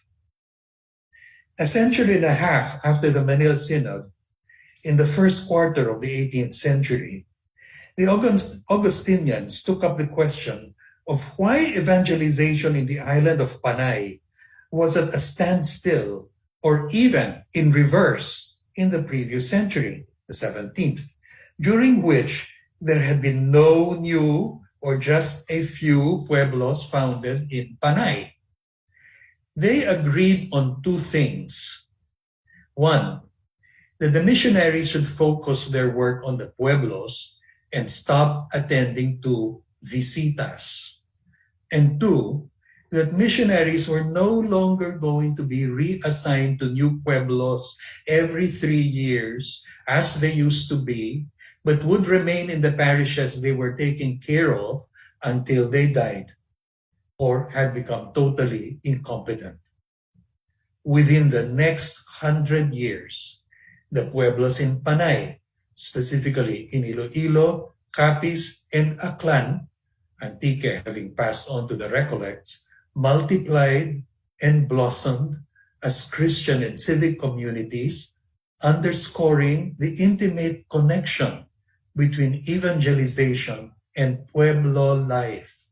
The missionaries, in short, played a crucial role in the transition from barangay culture to pueblo culture.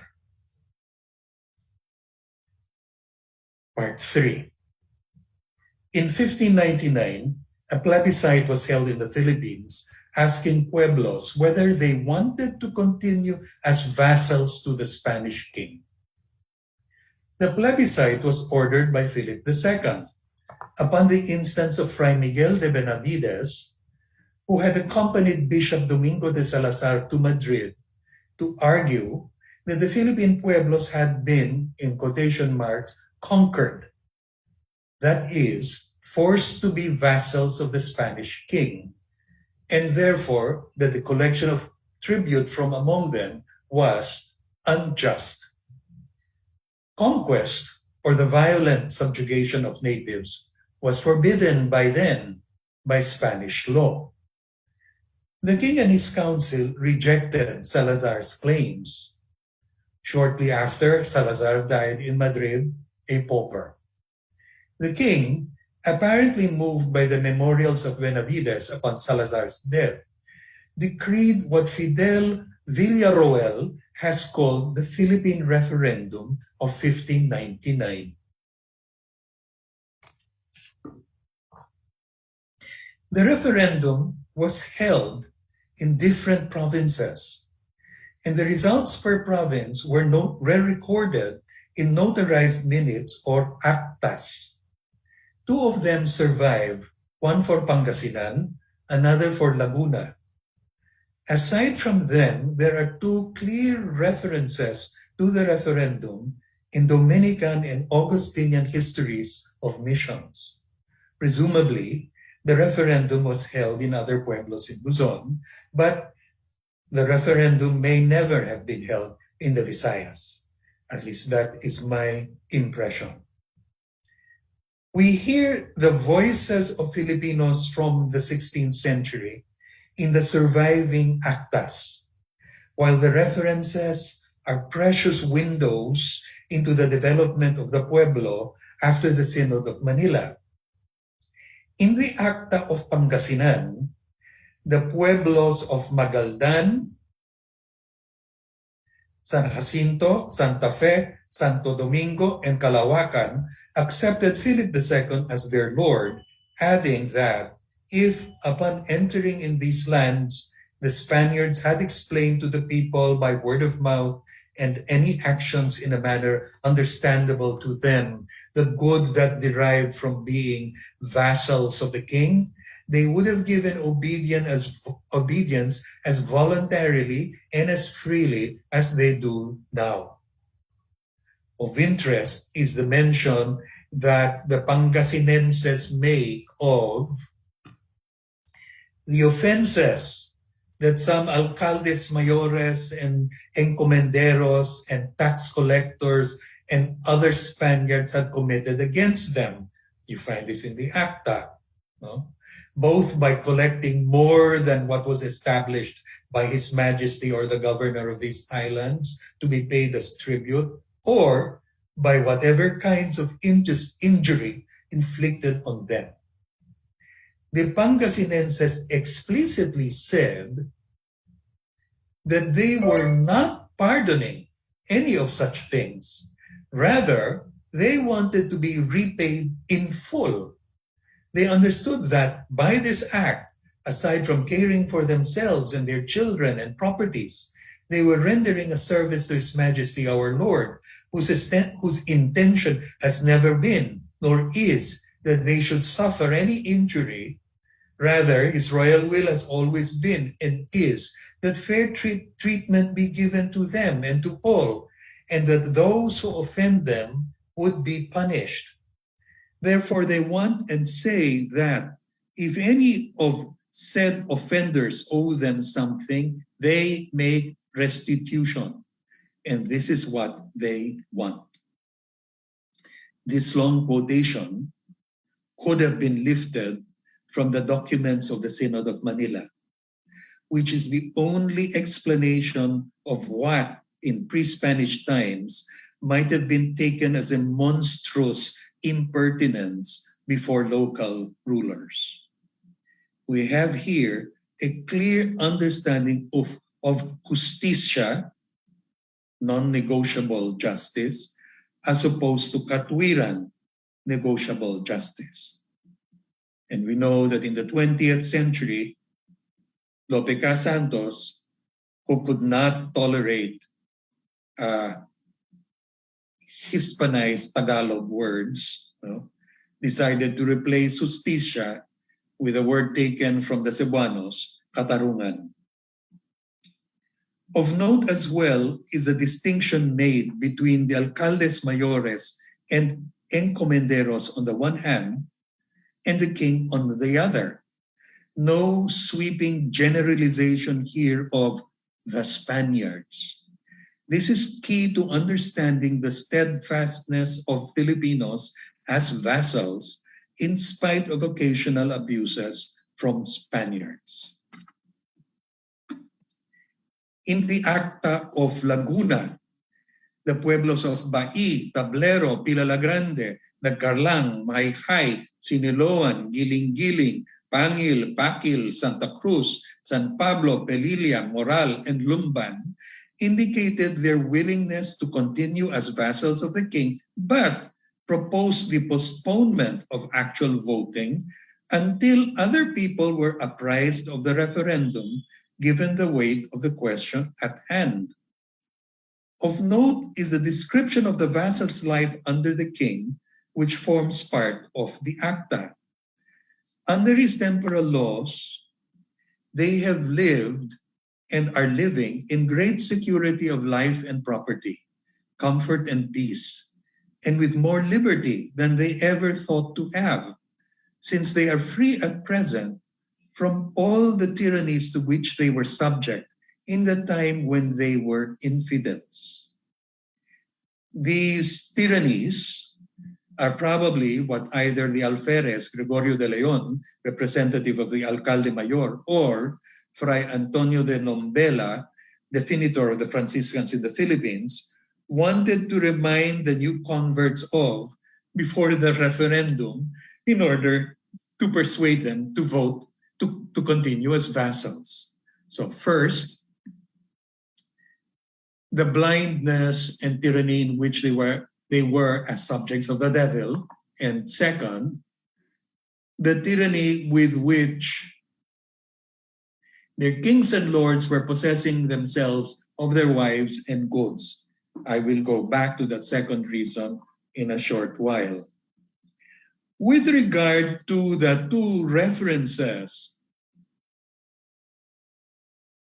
to the referendum in history books of the time, both report meetings between the missionaries and townspeople in different pueblos in northern Luzon. When the voluntary offer of their allegiance was asked from them on the part of His Majesty King Felipe II, one of the leading chiefs of the province, Don Diego Siriban, responded for himself and for his subjects that he gave his allegiance to the King, our Lord, with a very good will, because of the great blessing which he had given them by sending religious to them. He went on to say, if we had known earlier the good that was coming to us with them, we would have gone to their countries to seek for it, even if we had been sure that half of us were certain to perish in the quest. The same thing was said by the whole town.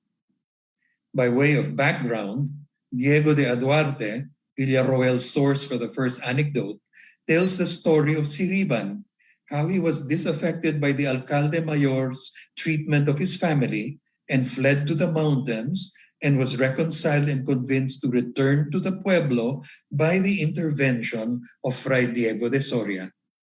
The second reference comes from the Augustinian historian Juan de Medina,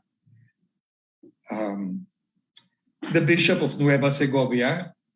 Okay, that's the diocese. No? But I think that this refers to the Ilocos. I put it there with a question mark.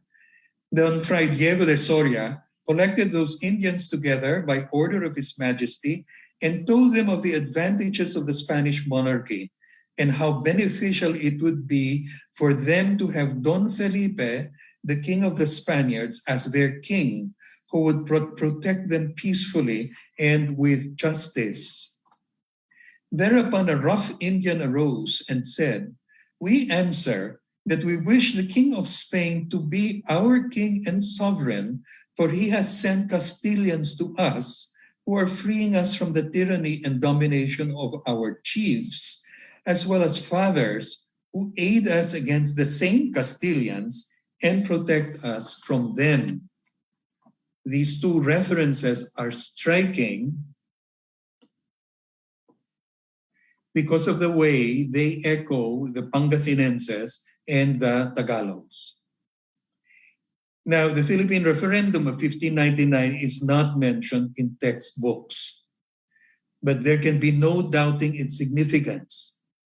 In these responses to the referendum, we find the roots of that fascination with the world of lords and vassals, which would strike anyone as odd finding it in the Philippines, that would blossom 2 centuries later in the Ibong Adarna and Florante at Laura, and inspire movies in the 20th century, decades after the departure of the Spaniards. Of course, there were Filipino converts who did not like living in the pueblo or paying tribute to Spain. After a time, some retreated to the hinterlands and came to be called remontados, the people who returned to the mountains. And this connects with the second presentation this morning. This did not necessarily mean that they abandoned the Catholic faith, and they probably remained in touch with the people of the pueblo, trading with them as the family of Tataselo did in the Noli. You may find groups of them in the mountains of Rizal, still known as remontados. It is clear, though, that if everyone had fled to the mountains, we would not have the Philippines here today as we know it. For the simple reason that the return to the barangay meant turning one's back on living in a civic community, and it was from living in civic communities that the nation emerged. The Christian communities of Luzon, the Visayas, and northern Mindanao were not subjugated peoples, at least not for almost 2.5 centuries. They made a choice at the end of the 16th century, totally consistent with their new condition as recent converts, to enter into a covenant with the Spanish king. 200 years later, in a manifesto entitled Ang Dapat Mabatid ng Mga Tagalog, Bonifacio accused the Spaniards of betraying the covenant between natives and the king. A few months later, he initiated revolution. Did a betrayal, in fact, occur? It did, with the ascent of the Bourbons to the Spanish throne and the initiation of a new version of colonization. Okay, I want to go back to some of 2 details that we saw in the actas earlier. The missionary and the representative of the king who explained the referendum to the Tagalogs of Laguna de Bai mentioned how the Datu could take to himself his subjects' wives. What did they mean? Wife is asawa in Tagalog. Inaasawa is someone treated like one's wife, even if she is not. That treatment is sexual, not domestic, and decidedly preferential. We know for a fact that to have a wife in the pre-Christian Tagalog society did not mean that the husband stopped engaging in sexual relations with other women. Perhaps the problem today is with the concepts of husband and wife, which bring with them connotations of exclusivity. However, marriage did mean the bride received a dowry. The bride received a dowry called bigay kaya from the groom. It also meant that only the children of the wife stood to inherit property. which probably meant the bride swore to have relations only with her husband. So was marriage, or what the Spanish observers thought was marriage, merely an agreement between two families that marked inheritance as exclusively for the children of the man and his bride? It isn't clear. And that nebulousness arises from the marriage and sexual customs of pre-Christian barangays. The Boxer Codex, Plasencia, Chirino, and Morga, these are all primary sources, on marriage and sexual customs among pre-Christian natives, disclose a world that seems the furthest possible from the pueblos of Rizal's novels. That distance came not from the centuries separating them, but from the new religion of the people.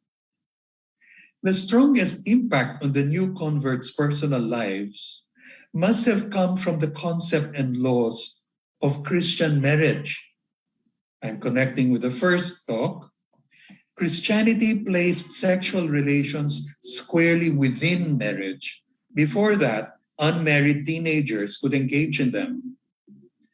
Before the missionaries came, sexual relations were already forbidden between parent and child, grandparent and grandchild, and siblings.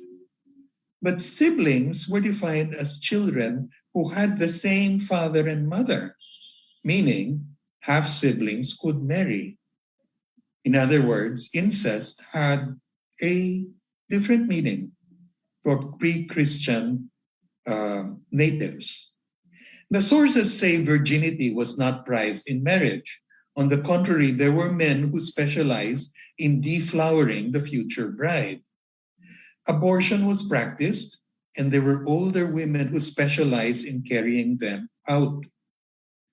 Adultery could be resolved with a small gift with no hard feelings. Divorce was resolved with the return of the bigay kaya. Okay. All of this was turned on its head by Christianity. The Tagalog word for family, mag-anak, meant the progeny of an individual man, not only by his wife, but also by other women. Pamilya, on the other hand, covered not only father and children, but also the mother. The wife was given equal importance as the husband. Three values in particular were introduced by Christianity: the dignity of women, the sacredness of sex, and love at the heart of marriage. Relations were defined: uncles and aunts, grandparents, cousins and cousins of cousins, in-laws, and even relatives of in-laws, probably to be clear about which sexual relations were forbidden or not. Legitimate children were distinguished from illegitimate, mga anak sa labas. The family, ang pamilya, was understood as we continue to understand it to the present day. There are philosophers today who define society not as an assembly of individuals, the usual definition in the West, but rather as a community of families. They identify the family as the cell of society. If they are right, then the pueblo at the beginning of the 17th century, with its new understanding of marriage and the family, was the platform from which the future Philippine society would arise. Okay. Backtracking. I see that I have only 4 minutes left. Dr. Santa Maria Abalos, please Yes, just sir. interrupt when you want me to stop. Yeah. Sir, we still have time from the others a while ago. If Okay. you may continue. Yeah. Okay. Thank you very much. There are backtracking. The Indio Gobernador. The actas from Pangasinan and Laguna identified some of the Filipinos present in the referendum as gobernador. We know them today as gobernadorcillos. But in the 17th century, they were referred to as the Indio gobernador. Indio being added, obviously to distinguish them from the Spanish governor. The parallelism, however, implies something regarding the nature of their position. They were rulers in the same way that the Gobernador General was a ruler. Antonio de Morga's Sucesos de las Islas Filipinas, a history of the Philippines published in 1609, describes the office of the Indio Gobernador. This governor, aside from the bilangos and clerk, so at that time bilango did not mean prisoner, before whom he makes his decisions in writing in the language of the natives of that province, also has the leading men of the barangays, meaning the Maginoo, under his supervision and command for anything that may arise, tribute collection and distribution of personal services. The gobernador owed his existence to the Synod of Manila. The Synod documents contain expressions of the missionaries' deep disappointment in the Spanish justices appointed by Manila to hear cases among the natives. The problem was the justices' ignorance of the vernacular and of customs, resulting in many unfair decisions. The obvious solution was the appointment of natives as justices. By the time of the Philippine referendum, there were native justices who were also elected gobernadores. The gobernador of the pueblo was its ruler, combining judicial and executive functions like all other rulers of those times. He was not a lackey or tuta of the government in Manila. The American scholar of Bicol and Samar, Bruce Cruikshank, Cruikshank, I spell his name so that you can Google it, after studying 3 centuries of Franciscans in the Philippines, concluded that the gobernadorcillo was not a lackey either of the parish priest. In fact, Rizal, in a letter to Blumentritt, dated 1889, describes pueblos as autonomos, meaning self-ruling, losing their autonomy only in 1810 when the Philippines became a province of Spain. Okay, we're getting closer to Bonifacio's kung ang dapat mabatid ng mga Tagalog, but that's outside our topic. This development recalls the debates in the early days of the Manila Synod on whether the recent converts should be allowed to rule themselves.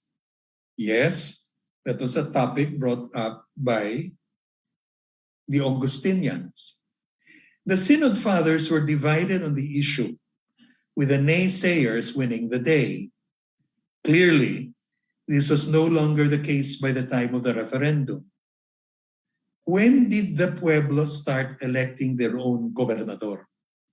I have not seen any references to the date or to the royal decree establishing it, although somewhere someone claims that it was in 1594.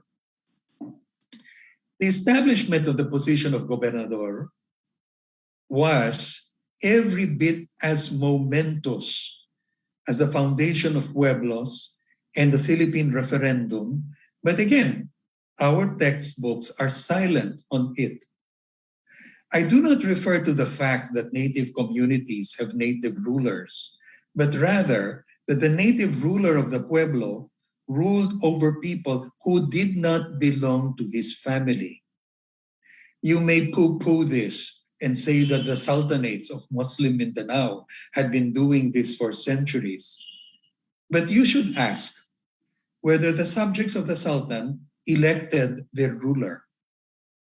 In fact, you should ask whether the barangays over which the sultan ruled were ever on the same status as the barangay from which the Sultan came. What was happening in Luzon, the Visayas, and northern Mindanao was something utterly different. We often think of the Americans as introducing us to elections. That is not true. Here is Morga on the election of the gobernador. Each pueblo has an elected governor who hears their civil lawsuits involving moderate amounts. Appeals are made to the corregidor, or alcalde mayor of the province. The election of these governors occurs every year by vote of all married natives in that pueblo. Male natives in that pueblo. And the governor of Manila confirms it and grants the title of governor to the winner of the election. The one-year term of the gobernador and his election looks like the solution to a problem that the missionaries faced when they grouped barangays around the church, bajo la campana, thus establishing a pueblo. Who would rule a community composed of barangays, each of which retained its ruler? To the recent converts of the 16th century, however, it was not so much a datu from one barangay that was elected as a family. So that in theory, over time, you could have families alternating as rulers over the rest. This sounds like a familiar pattern. The electorate in the pueblo would change by the end of the 17th century in the provinces of Tondo, Bulacan, Laguna, and Pampanga because of pleitos, desasosiegos, y negociaciones. And you have the translation there in front of you. It would be reduced to at least 12 cabezas de barangay, aside from the outgoing gobernador. One can only imagine what the elections had become by the end of the 17th century to warrant such a change. The other provinces would follow suit over the next century or more, and the electorate would finally be fixed at 12 cabezas de barangay plus the outgoing gobernador by Rizal's day. Need I call your attention to the pleitos, desasosiegos, and negociaciones as another familiar pattern?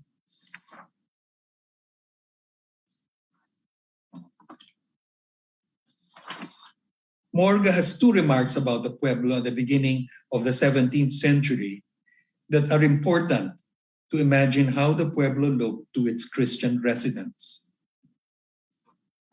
In the pueblos of Indios, Spaniards are not allowed unless it be for the collection of tributes at the appropriate time. And these, the alcaldes mayores, corregidores, and justices, are not allowed to be always in the same place in their district, but rather are made to visit it as often as they can. And every 4 months, they move house and office to a provincial capital and large town where all the natives can benefit from their attention, and it will be less burdensome to some for their support and ordinary service. This first remark is something most Filipinos today are ignorant of. This law, bawal ang Kastila sa mga pueblo, which certainly did not exist during the Synod of Manila, was almost certainly inspired by it, specifically by its dispiriting catalog of abuses coming from encomenderos, soldiers, and justices. This law would be enforced till the last third of the 18th century. But even with the abrogation of the law, Spaniards, for the most part, preferred to live in Manila. In other words, Filipinos did not ordinarily see Spaniards in their pueblos except for the missionary. In the Noli, they don't show up until the fiesta. And they're just a few of them. This raises the question of how Spanish culture came to influence native culture. It cannot have been imposed. Rather, whatever Spanish influence manifested itself, and it varied from region to region, this was something sifted through native taste. Any influence in food or music perdured because we liked that influence, and not only liked it, but also adapted it to our taste. The new culture taking shape in the pueblo was the fruit of interaction between the native converts and the missionaries. The so-called Mayubok document, with a K, which may be found in the Archivo Franciscano Ibero-Oriental in Madrid, contains signatures in the ancient Tagalog script. It dates to 1681, by which time the missionaries had lived among the Tagalogs for more than 100 years. In other words, we took our time adopting and adapting Spanish influence until the influences became part of us. Second excerpt. The customs that these natives observed before their conversion, these very same customs, insofar as they are not contrary to natural law, they follow after their conversion, especially with regard to slavery, succession, inheritance, adoption, wills, and licit contracts. And in lawsuits, they always cite and prove by custom, and they are judged on the basis of it by royal decrees. And in other suits for which there is no custom, by royal decrees. And in criminal cases, it is judged by law, as among Spaniards. The second note from Morga reminds us that while there were doubtless much that was new in the lives of the new converts, there was also much that was old. All the ancient customs remained standing, except those that went against natural law. And these were, Schumacher tells us, 4: polygamy, usury, slavery, and drunkenness, which did not, of course, entirely disappear. The point I wish to make is that the Christian convert at the end of the 16th century, in the beginning of the 17th, would have looked upon the pueblo as both familiar and strange. He lived in the same barangay, but now he had to walk every 7 days to attend Mass in another barangay where a church had been built of bamboo, wood, and a thatched roof. The church bell alerted him to the approaching time for Mass, which is what Bawal Kampanan meant. His old datu still ruled, but now our Christian convert took part in elections to choose from among all the datus, including his own, of the pueblo, a governor who ruled, so to speak, over the entire pueblo. He looked around him and saw his old neighbors, including those who had not yet converted to Christianity and continued to live in their old homes. And this appears in the actas, that there were people in the referendum who were pagans. Their daily routine remained more or less the same, but now they used carabaos and plows to till their fields. There were as well new plants and vegetables. They could now produce more than his family consumed, and he would make a weekly trip to the barangay with a church, which they were starting to call poblacion, in order to sell their produce in a weekly market. One family, one house, that was the rule. One man, one wife, and only their children under their one roof. Now there were names for everyone in the family and in the parents' families. Tito, tita, lolo, lola. All Spanish inspired, to remind us they're new. And there were names for relations that did not have names before. Bayaw, Hipag, Bilas, Manugang, Bienan. That's my theory, that these are new. To impress on everyone, in my opinion, the parameters of incest, while inviting everyone, particularly the children, to get to know their family.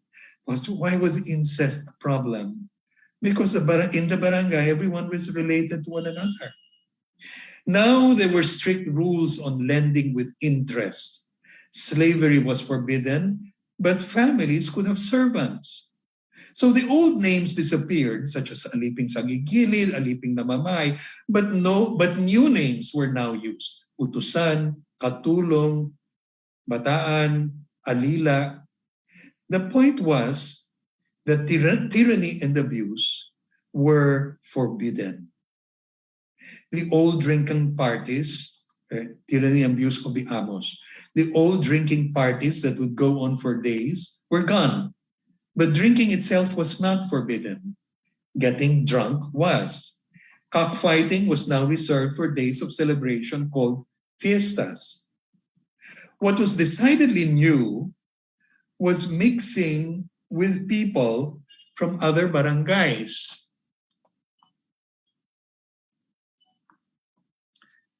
I'm sorry, there is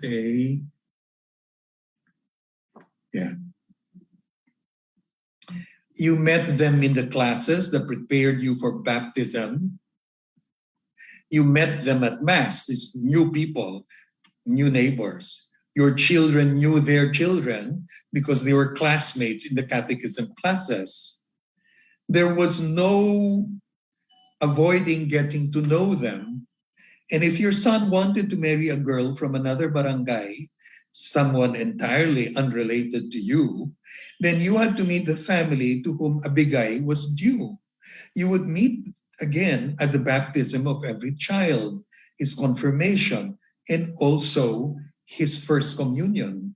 The children's godparents became part of your family, just as you became part of the family of your godchildren. And then at funerals, you would all meet again. All this was new and took place in the premises of the church. The church and its bell tower became the symbol of the pueblo in which they were located. So too the patron saint of the pueblo. The celebration of the patron saint's feast united the whole pueblo, and homes in the poblacion opened their doors to guests from other pueblos with tables laid out with food. Over time, other occasions for meeting and collaborating would arise. Work was obviously the chance par excellence, closely followed by trade. There were also the military emergencies, rebellions and invasions, but it was above all the peace between barangays and the pueblos that they composed that favored growth in civic mindedness and friendship. The fiercest critic of the pueblos as civic communities was Jose Rizal. Read the last chapter of the Filibusterismo, written more than 3 centuries after the Manila Synod, and you will be under the impression that Filipinos were starting from scratch as civic communities. Padre Florentino says in so many words that there were no civic virtues to be found in them. But the fictional pueblos of San Diego and Cani are very far from the real villages described in the chronicles of Chirino and the Boxer Codex. What Rizal's criticisms underscore is how difficult it is to bring about culture change. We are seeing that. It does not happen overnight or in a matter of a few years. But it would not happen at all if someone did not start it. And that is the significance of the foundation of pueblos. It started a change in culture unimaginable for the missionaries of the 16th century. And with that, I end my contribution. Thank you for listening.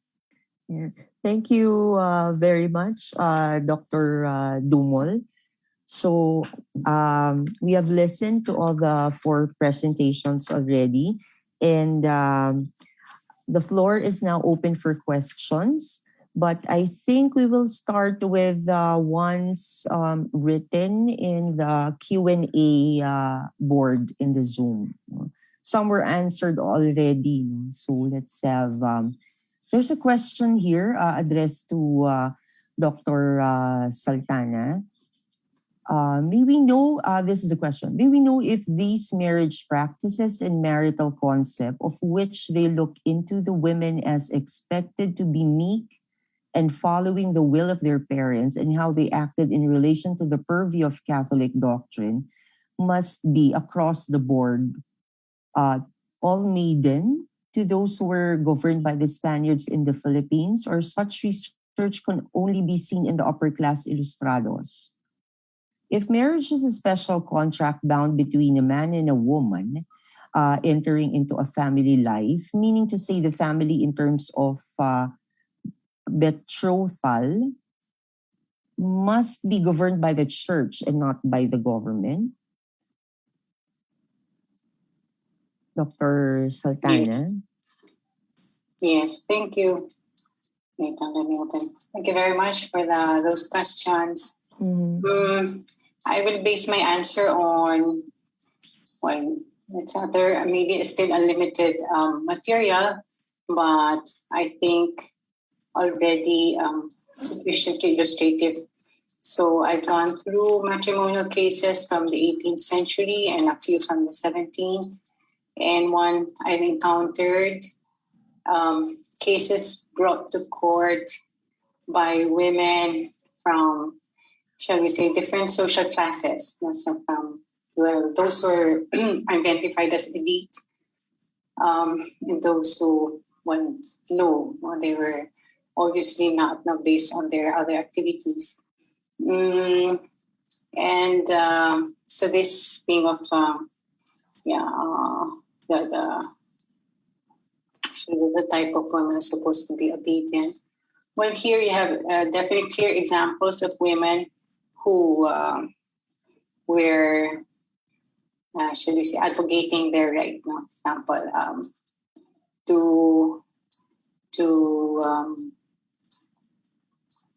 to resist or to back up from a marriage promise that was arranged by their parents because they didn't like it.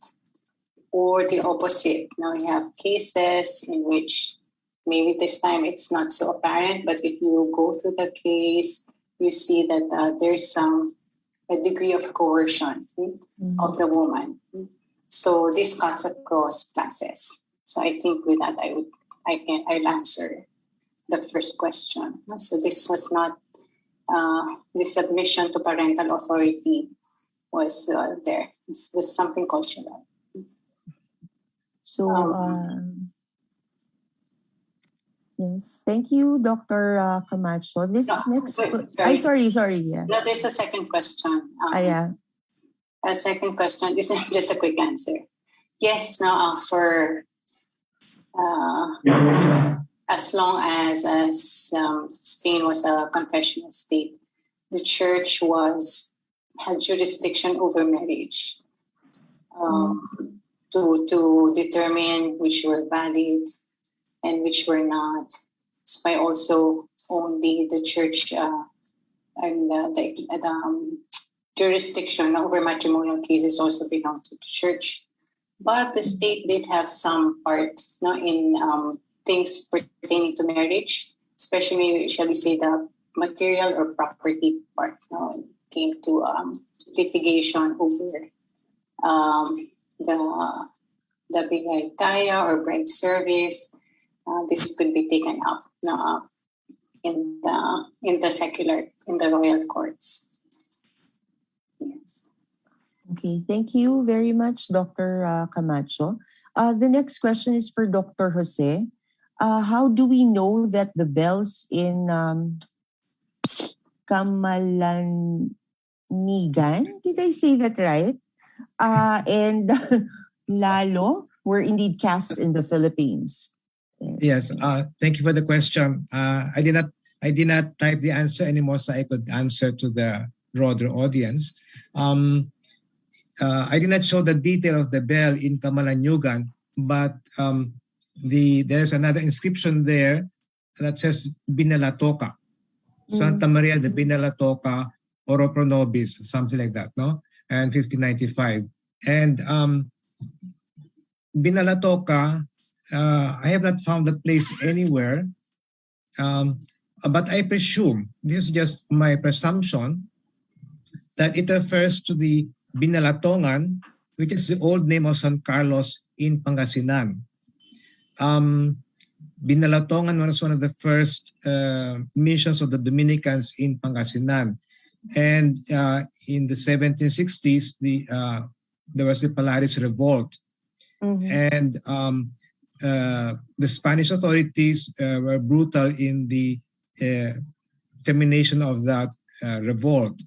And since Binalatongan was like their baby, just like one of the principal towns, the Spaniards felt very bad about the revolt coming from that town. So they ordered it demolished and transferred the city to the town to what is now San Carlos City.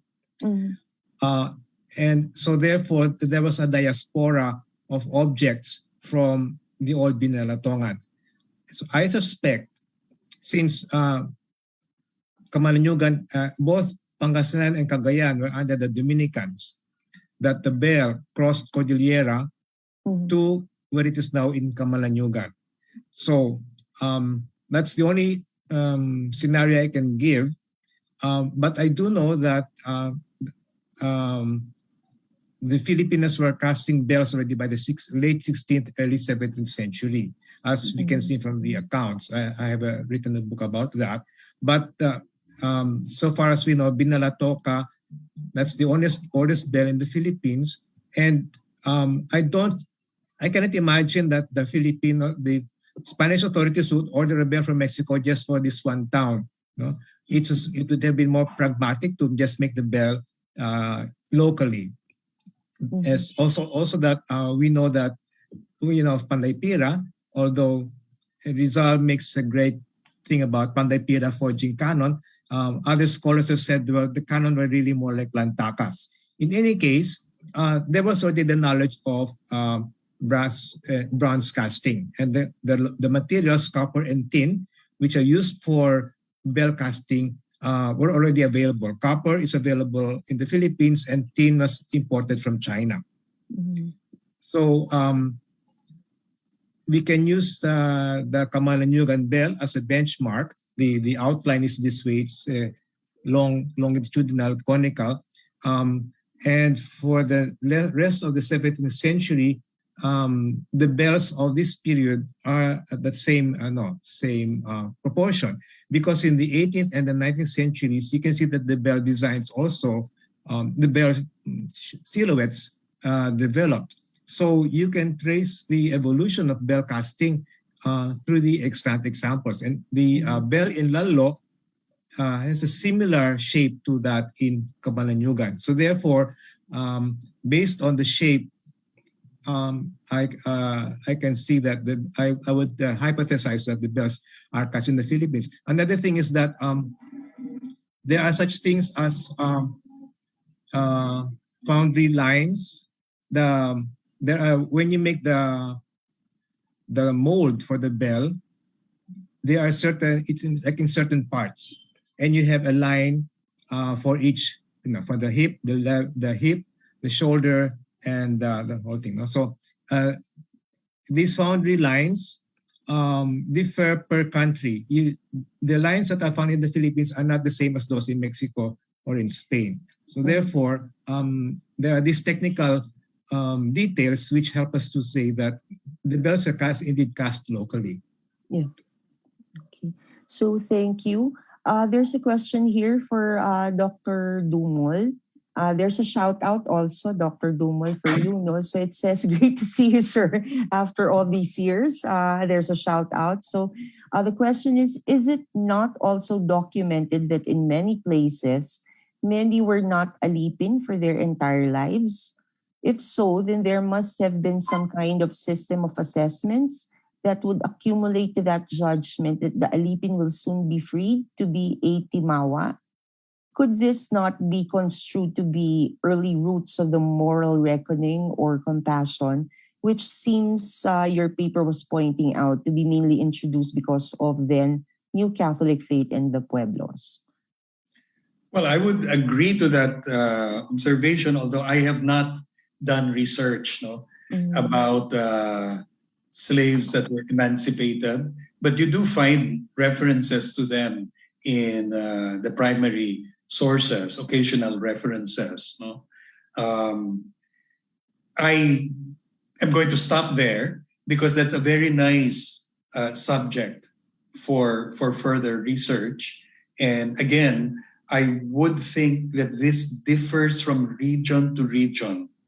We have that nasty habit of generalizing about Filipinos from northern Luzon down to the Mindanao.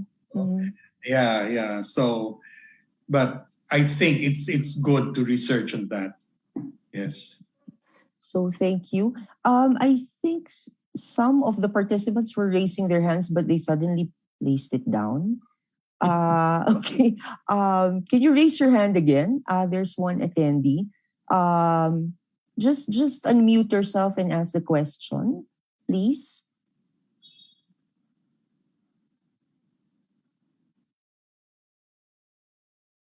Anybody? There's somebody raising their hand. Okay, sige, nahihiya pa. Sige, mamaya na lang. I'll read the next question then from, this goes to all panelists, no? Yes, is somebody raising their hands and wish to ask a question? Yes, Paina Ulindang. Yes, ma'am. Good morning. Morning. Yeah, I have a question. I have a question for Dr. Jose. Is it not the place? I think I wrote it down on the question box. Can you find it there? But yes, anyway, have you seen it? Okay. It has something to do with the lantakas. What I was saying in that question was, there was a source that said that lantakas were actually purchased from the Chinese during this period that the Maranaos purchased their lantakas from the Chinese. So that I could infer from there, since you were talking about Islamic designs, that probably if these lantakas were bought from the Chinese, it could be that these were the Muslim Chinese, because the Muslim Chinese, the traders also had a hand in the Islamization of Sulu and Mindanao during this period. So actually, it's not a question. It's more like maybe considering that source, by Combes. It's found there in Combes, volume 40 in Blair and Robertson. Yeah. Hi. Hi, Dr. Jose. Yeah. Yes, thank you. I typed the answer a while ago. But thank you for that, and thank you for making it also shared with the audience, because there is already a book written about lantakas, published by UST Press. But in that book, they were trying to establish the sources of the lantakas, and they compared the lantakas in Philippine museums with those found in Sabah, Brunei, and others. It was written by Fe Mangahas and Mr. Alamiay. And my book on bells is volume 2 of that. We really are questioning where the foundries were, where were these lantakas and bells cast. So of course, that's not the last word. Those are not the last words on the topic. And thank you for the information. We will. This is always work in progress because the work on foundries is really lacking. Mhm. Okay. So thank you. Thank you, Thank Faina. you. Thank you for that question, and thank you, Professor Jose. There's one more participant who was raising a hand. Just speak out, unmute and speak out.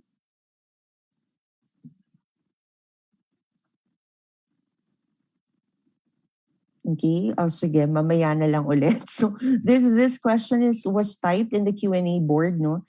To all panelists, if we would like to veer away in the classroom from generally saying Pinoys were very negative about the friars, leading to their depiction in Noli Me Tangere and El Filibusterismo as so, what can we mention as specific instances of great contributions by particular parish priests or a religious order? And likewise, what are the worst abuses by specific parish priests that were documented rather than discussing the fictional Padre Damaso? In a related vein, this is a third question, are there authors who have compared the 5 early religious orders in the Philippines to each other?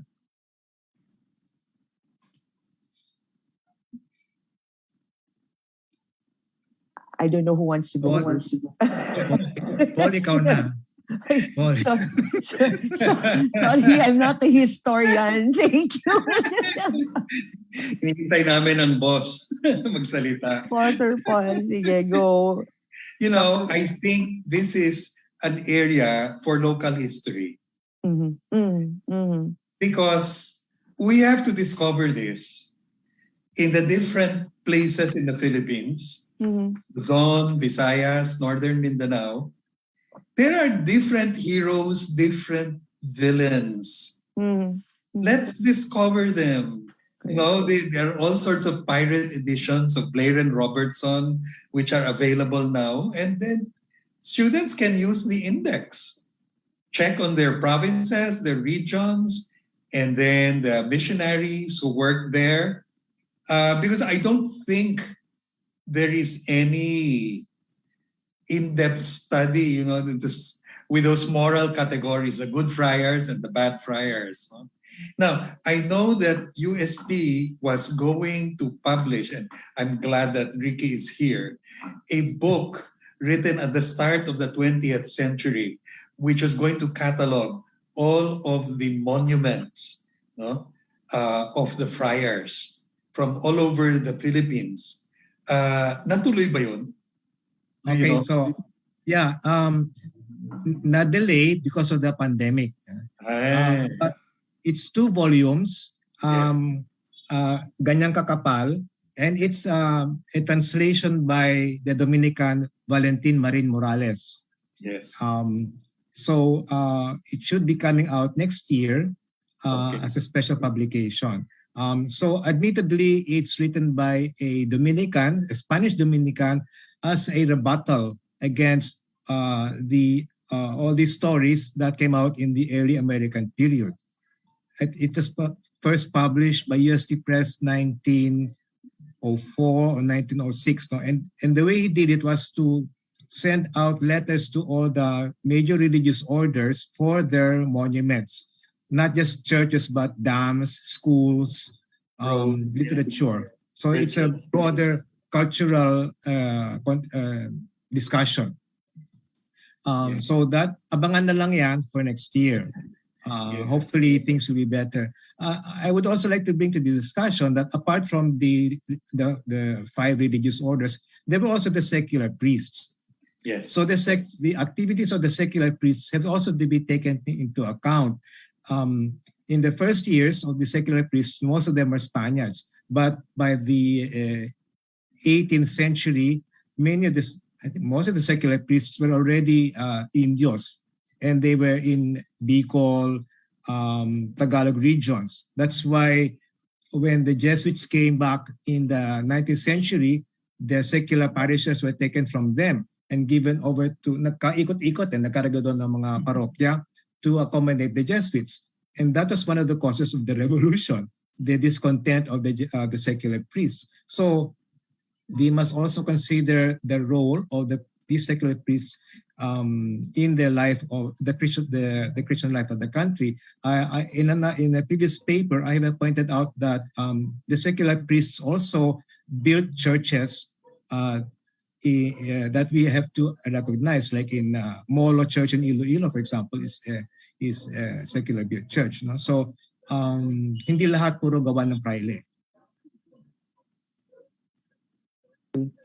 Dr. Dr. Camacho, and then Dr. Paredes.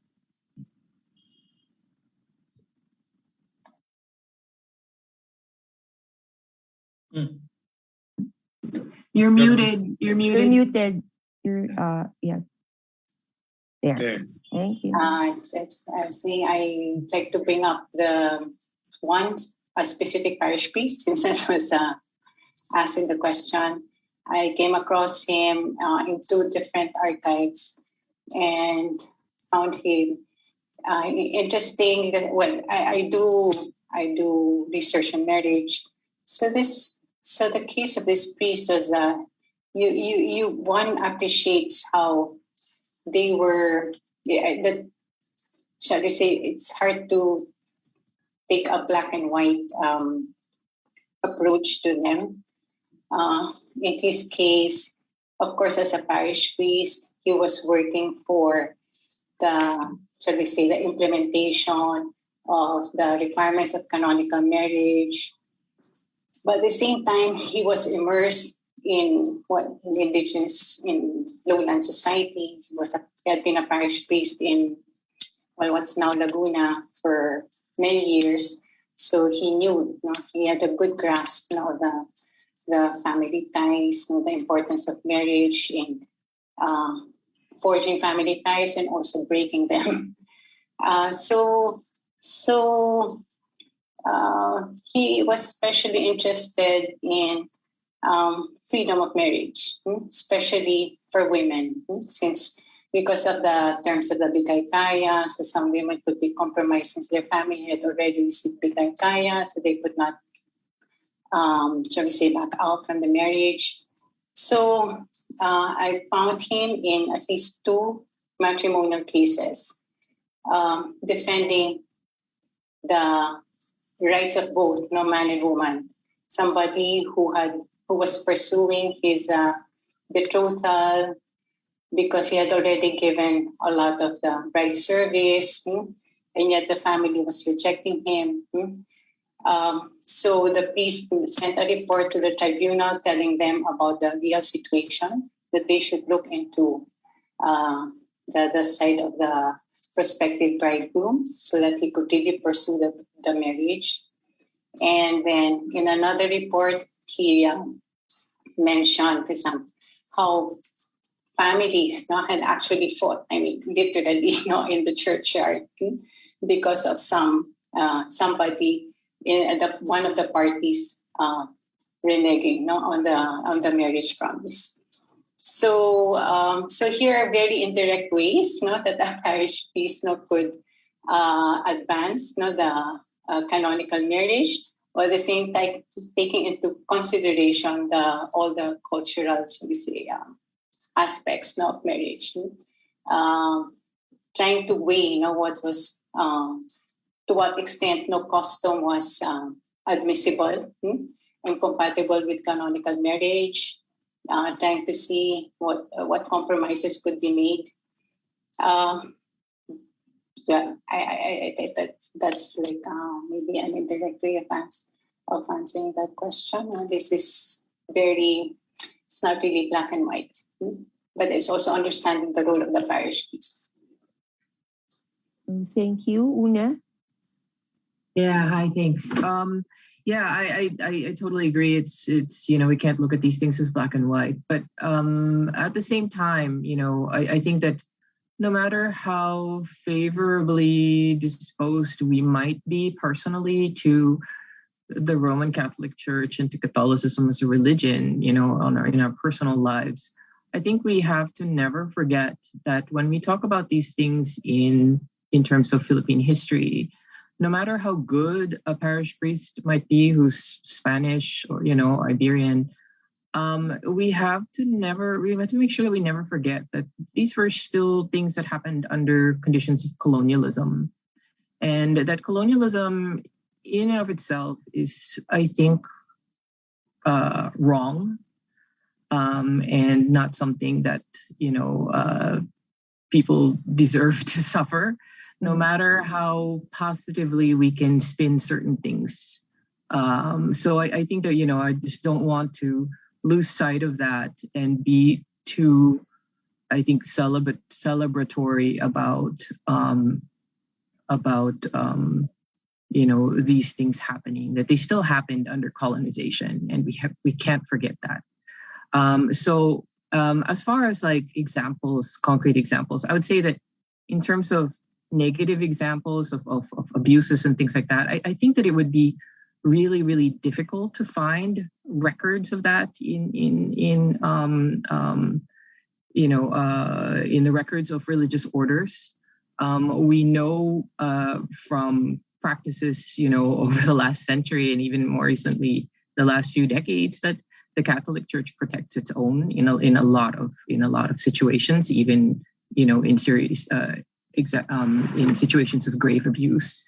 Of course, not all, but it seems to be the sort of the primary operating procedure. So I think it'd be really hard. You'd have to really kind of dig into maybe hidden files in order to find actual records of those things. However, there's some really great examples. I think of cooperation between Indios and Spanish missionaries,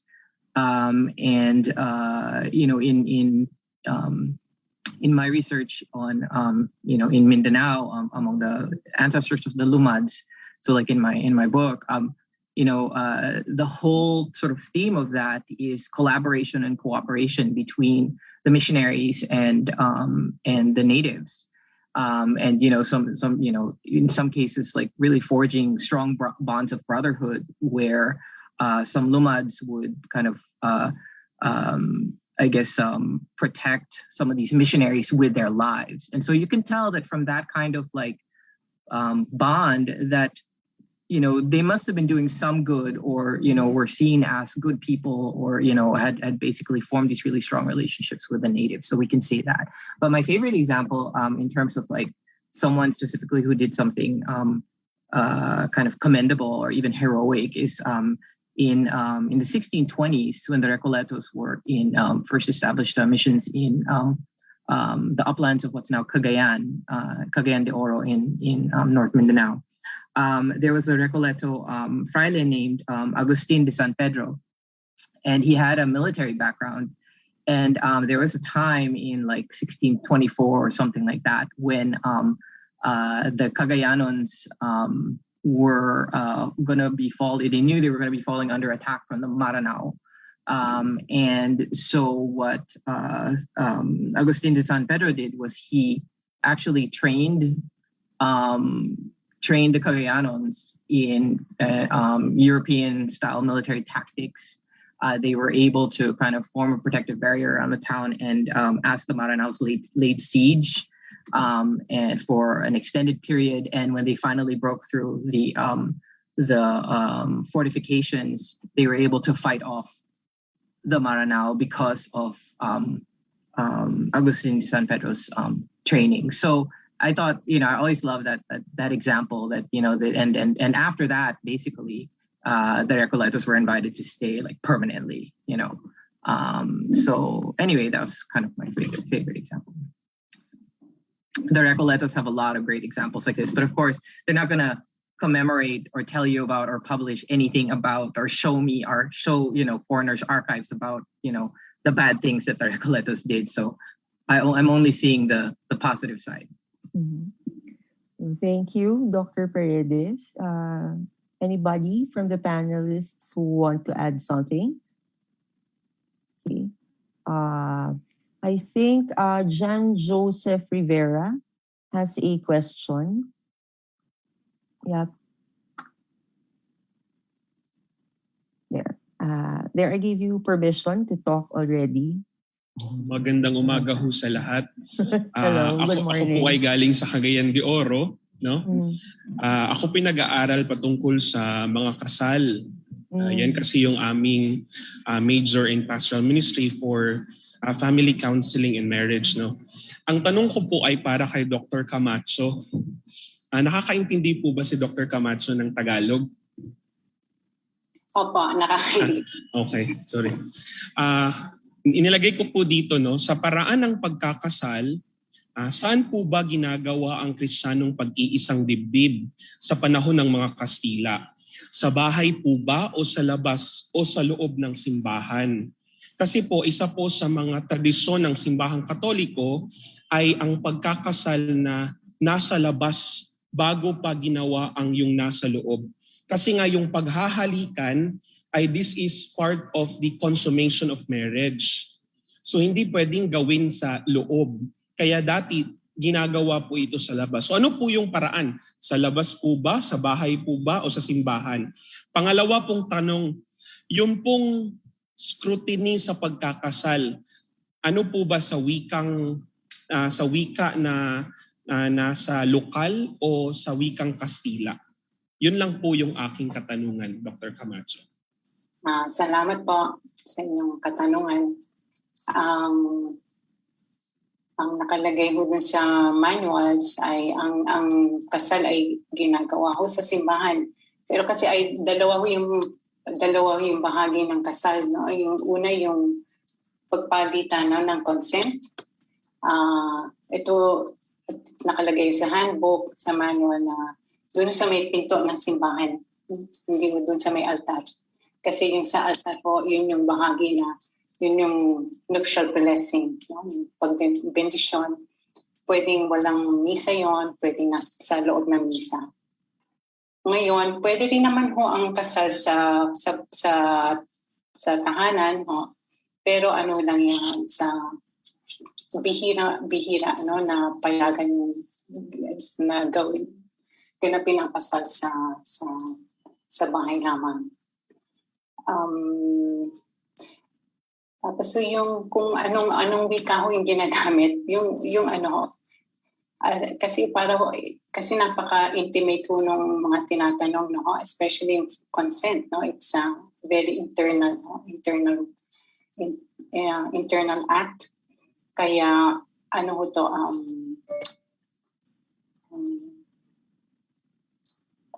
kaya po niya, yung kanina ko kung binanggit si Fray Sebastian Tutanes, nagsulat po siya at ito yung nailimbag ng manual, no, gabay para sa lahat ng mga sakramento. Kaya kasama na rin po yung parang script, kung ano yung sasabihin sa mga payo sa ikakasal, pati na po yung mga itatanong sa premarital investigation, or what we now call as canonical interview, para ho talagang magkaintindihan.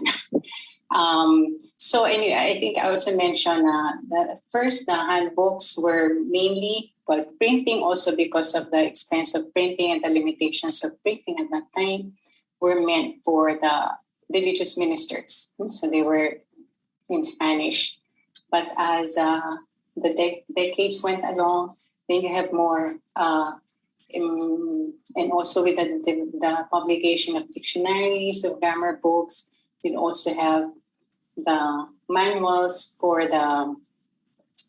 with translations of the rites, as well as maybe the other guidebooks, like for example confession guidebooks in the vernacular.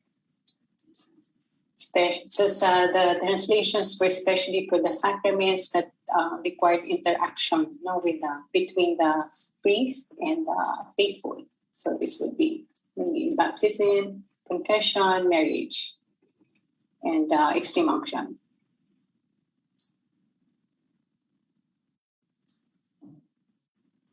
Okay, thank you, Dr. Camacho. I'll read something very interesting question from here.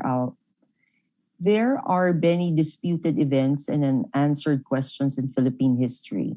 What do you think are the solution to these queries aside from promoting the writing of local history? So I think this goes to all panelists. Dr. Paredes, para ako nagpapagraded recitation, sorry. Dr. Paredes, do you like to answer first? No, I don't like to answer first, but I will anyway. No, I think that you have to start with local history, because without local history, you don't have a leg to stand on. There's no foundation. And, you know, there's people like me, for example, who are based abroad, and, you know, and I tend to speak more in generalities about certain things if it's not directly about my research.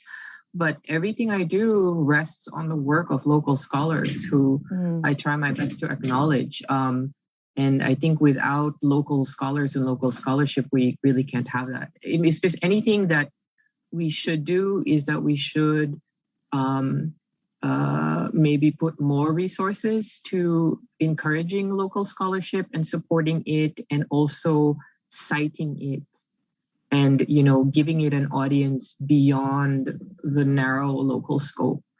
There's a lot of really exciting stuff that's that you can discover by talking to, you know, very locally based scholars who don't think that their work is important beyond their municipality or their province, but it really is. And I think that if we can kind of support those kinds of scholars and help them kind of, I guess, you know, publishing them, and, you know, just sort of highlighting that kind of scholarship, encouraging it in future, you know, historians, I think that's probably the best thing we can do.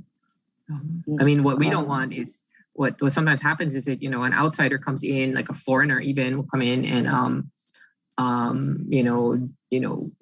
discover these things and then publish about them, and then they become the experts instead of Filipinos. You know, it's not.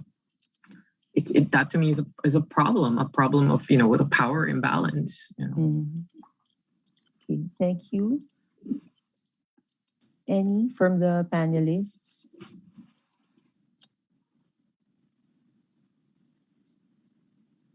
Yes, Professor Jose.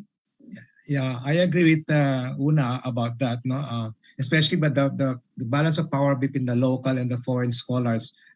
We really feel that here.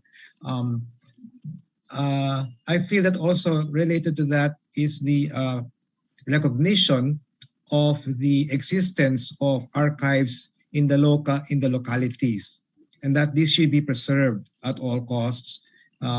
Meaning, essentially, the parish archives. There's not too much old archives in the municipal offices, but in the churches they still are there. And the reason that they are not being taken care of is that many of the archives that concern us as researchers they are written in Spanish, and most of the people have a disregard for anything that they can't understand. And these old 17th, 18th century codices are at the bottom of the heap, where they are eaten by cockroaches, and they are the first to be deteriorated by the dampness. So this recognition of heritage sources, heritage resources, heritage personality should be increased and supported. There are already laws, no? There's the NCCA, there's all kinds of institutions that take care of that. But still, I think there's also something with the Filipino psyche that has a disregard for old things. They like antiques, but they don't like old documents. So there's something there which I can't really understand, and maybe other people can take that as a matter of research. I just want to add 2 footnotes to the talk about weddings a while ago. That a small source of the income of the churches was the rental of wedding rings. the couples did not have their own wedding rings up to the 19th century. And you can find that in the canonical books, the income and expense books of the churches. So they would rent the rings, and I guess the rings would also go back to the church. But you see the rent, and not just the rings, coffins. So we find that there are small, medium, large sized coffins, and you could still see them in Lombok before the earthquake. They were carved, no? And so they were also rented out in the funerals. So this kind of local color should be kept, and you can only find them by reading the documents and if they are preserved. So that's my take. Thank you. Thank you. Dr. Camacho? Sorry, I will skip that. I'm preparing that question for Dr. Paredes. Okay. Okay. Dr. Paul Dumol?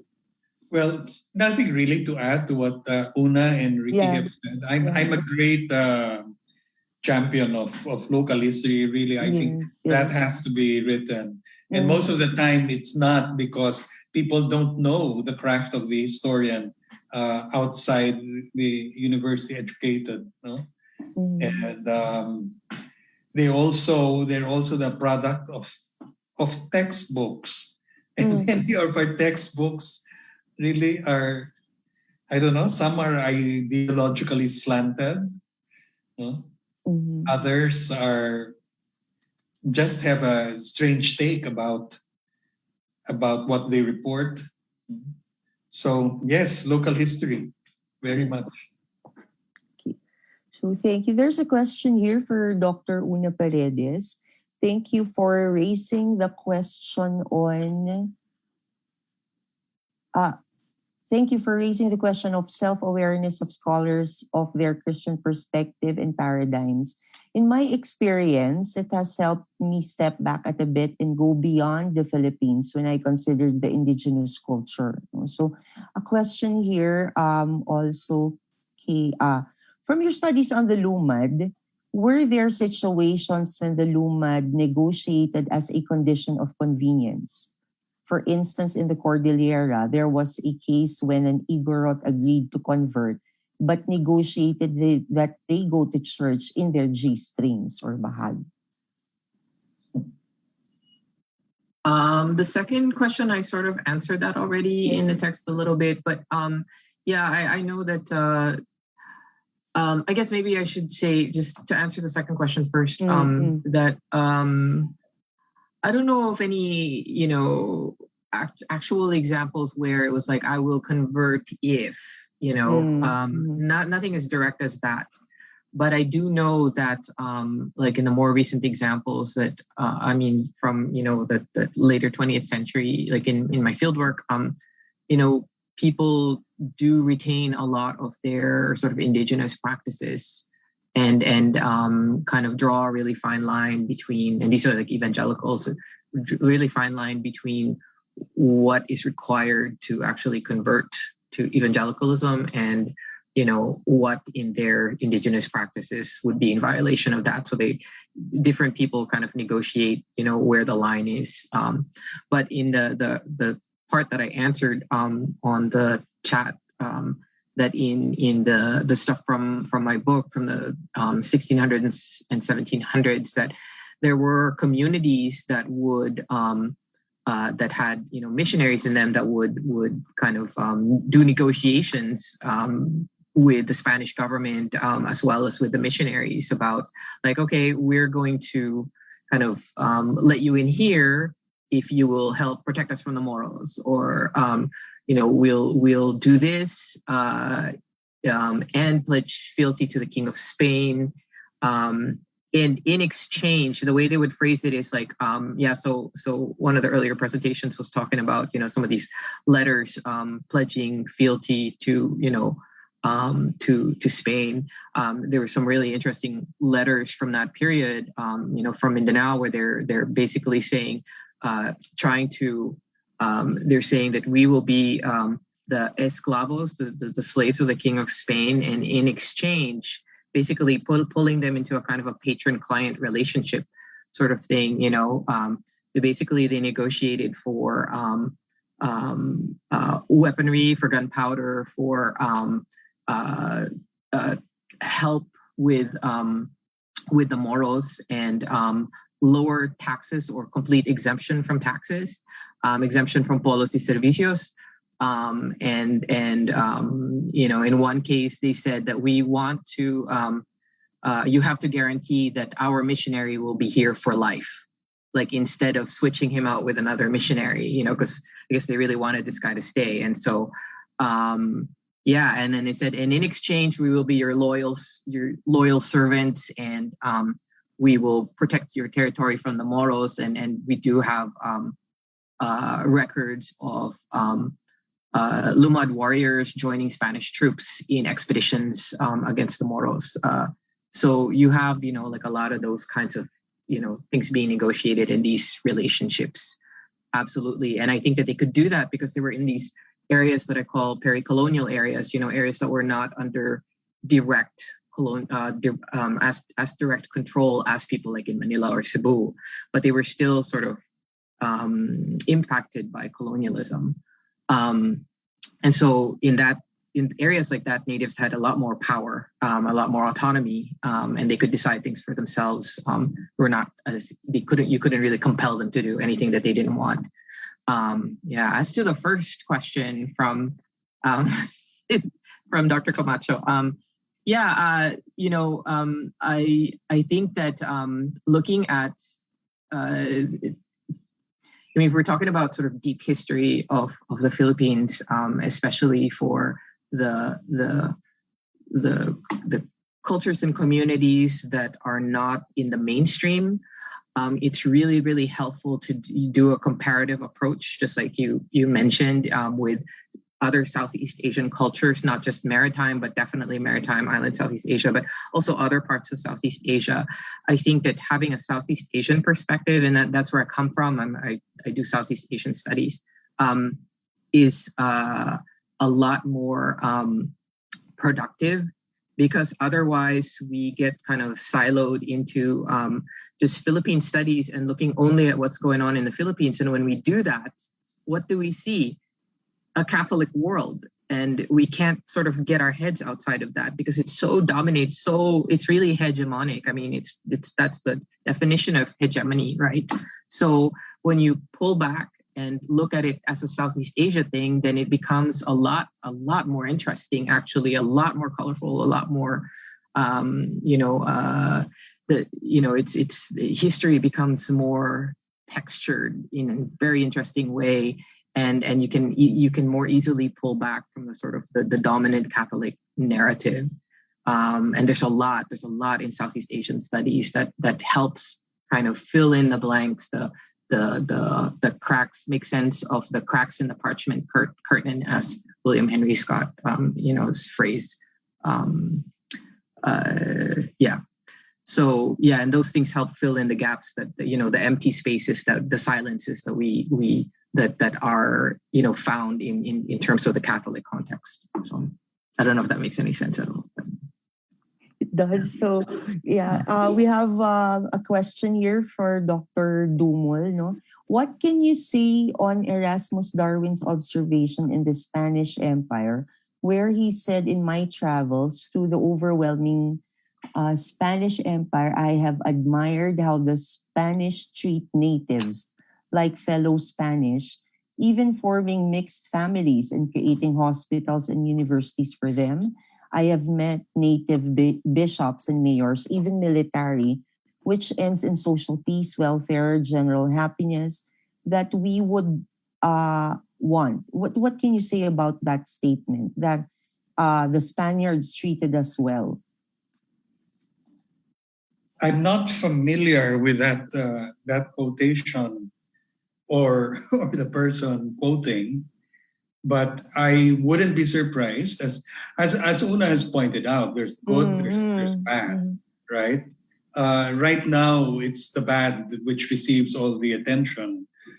Just an example, our university had a seminar for public school teachers some years back, And we divided the periods of Philippine history among the different teachers. And one teacher, before she began her demo class, apologized because she said that she was going to say some positive things about the friars.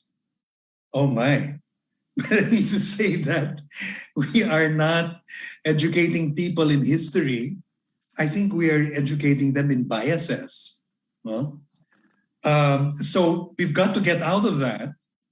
We've got to get out of the bias of just the Catholic perspective. We've got to get out of the bias of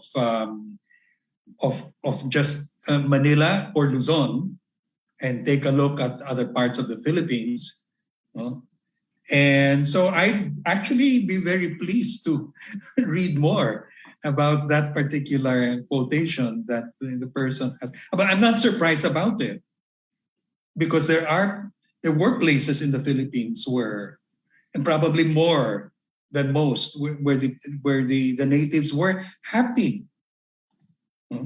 The whole story of the Synod of Manila is illustrative of that.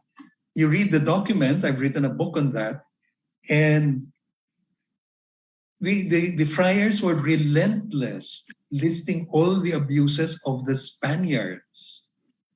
It's really very difficult to generalize about the Spaniards in the Philippines, especially in the 17th, 18th centuries. Yeah. Maybe it would be helpful to make a distinction between the system of colonialism and then the individuals operating within them, that you could have good individuals operating in good faith, but at the same time, it's still an imperial enterprise and it's still a colonial enterprise, which by definition, is about subjugating people. And both, it's about imposing power on people. Colonization is not something that people, in general would kind of like, it's not colonization if it's welcomed. It's colonization if it's imposed. And so, but if we think about the sort of wider system, that this, as a system, it is oppressive by definition. But then we can kind of look at individual actors within it and understand that there is a lot more going on than just sort of, foreigners bad, natives good, because there are also a lot of bad natives, Yes. There right. were a lot, yeah. Now, I think it's to their own people. Yeah, to go through some of the ideas that I mentioned earlier, when I said that the peoples of the pueblos, at least those who addressed the referendum, were not subjugated peoples. No? So under Una's definition, you can't really refer to them as colonized. No? I would agree as well, because there were hardly any Spaniards who were present in the pueblos to begin with. Most of the Spaniards stayed in Manila, and the number of soldiers hardly reached 1,000 at any given moment. No, but I think we've got to be more sensitive to the two differences in colonization between the period of the Bourbons and the period of the Habsburgs. With the Bourbon dynasty, then you had this exploitative concept of colonization, which tried to milk the colonies for all the wealth that could be transferred to the mother country. The pre-Bourbon concept of colonization was not like that at all. No? And that's the reason why Rizal, when he sketched the first program of Philippine studies to be celebrated in Paris in 1889, he divided Philippine history between a period of autonomy before 1810 and then the period of colonization, and that's the word that he used, by the 19th century. So this was a difference that Filipino nationalists themselves saw. And at least from my reading, that's partly the explanation of Bonifacio's dapat mabatid ng mga Tagalog, because he was aware of a betrayal of a covenant. Now, the period of the covenant would fall under the Habsburgs. That's one particular concept of colonization. But then the period after that, that's another type of colonization, which is more familiar to us through Marx and other people who have denounced it. So I think we have to be sensitive to those differences. Yeah, I think, we have to be sensitive to those kinds of differences, but that's, I don't know, for me, there's no good colonization. You know but what I mean? I respect that. So there's no good colonization. It's just a difference in quality, maybe a qualitative difference, but I think 1810, there was a new constitution or something that was imposed on the Philippines by Spain. There was some kind of new the autonomy of the pueblos were abrogated. Yeah. And so there were some changes. Yeah, they were transformed into provinces of Spain, which Rizal did not like. Yeah. And so, but this was basically we're talking about also the intensification of colonization after 300 years or 200 years. So it's not intensification. Yeah. It's really a change in political philosophy.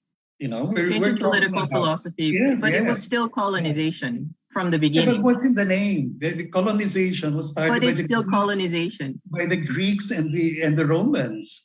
And when you look at the colonization of the Greeks, what they meant was still colonization. Foreigners coming to our lands and taking over. That's still colonization. And I don't know. I think you have to study the documents themselves. I'm basing but those are their documents. Opinion. Those are their claims of empire over us. Philosophy books. Those aren't natural rights that they have over us. It sounds very moralistic to say that it's wrong. Okay. I'm a historian. You think colonization is okay under certain circumstances? Historical documents. Okay. And I have but I think that we shouldn't lose sight of the fact that it's still colonization. What's the name? No, it's not a name. That's what I'm trying to tell you. It's not semantics. It is. No, it's not. Very much. This is a very interesting exchange and argument. I'm never going to defend Spanish colonization. No. Yeah, don't. See, let's do this. Let's take a break for this for a while, and this is going to be a very interesting arguments after. So. There are more questions here, but we apologize, but we cannot accommodate it anymore. But we would like to thank our 4 panelists for the very interesting presentation and insights. So you took the historical perspective. Allow me to take it from communication because it's my major, but I like listening to historians whenever they narrate things to me. So I hope I got it right to summarize the points I got from the 4 paper presenters. From Dr. Camacho, I found it very interesting when she talked about the kind of oppression that women feel during the colonial period. It reminds me of the book Altered Meats, The Man Question, and this was written by a man, by Tom Morton, where he said that religion and the spirituality tends to create this cultural politics of marriage that deepens subjugation of women. From Dr. Paredes and something very interesting in which the discipline of communication is taking as well, and we hope to understand it more. I like the idea of diachronic, and this kind of narrativity is very important, not only in history, but I think in social sciences as a whole.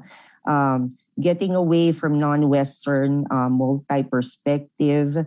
And I think there is really a need to enunciate a pluriverse reality that includes marginalized indigenous realities. That's why local history is very important.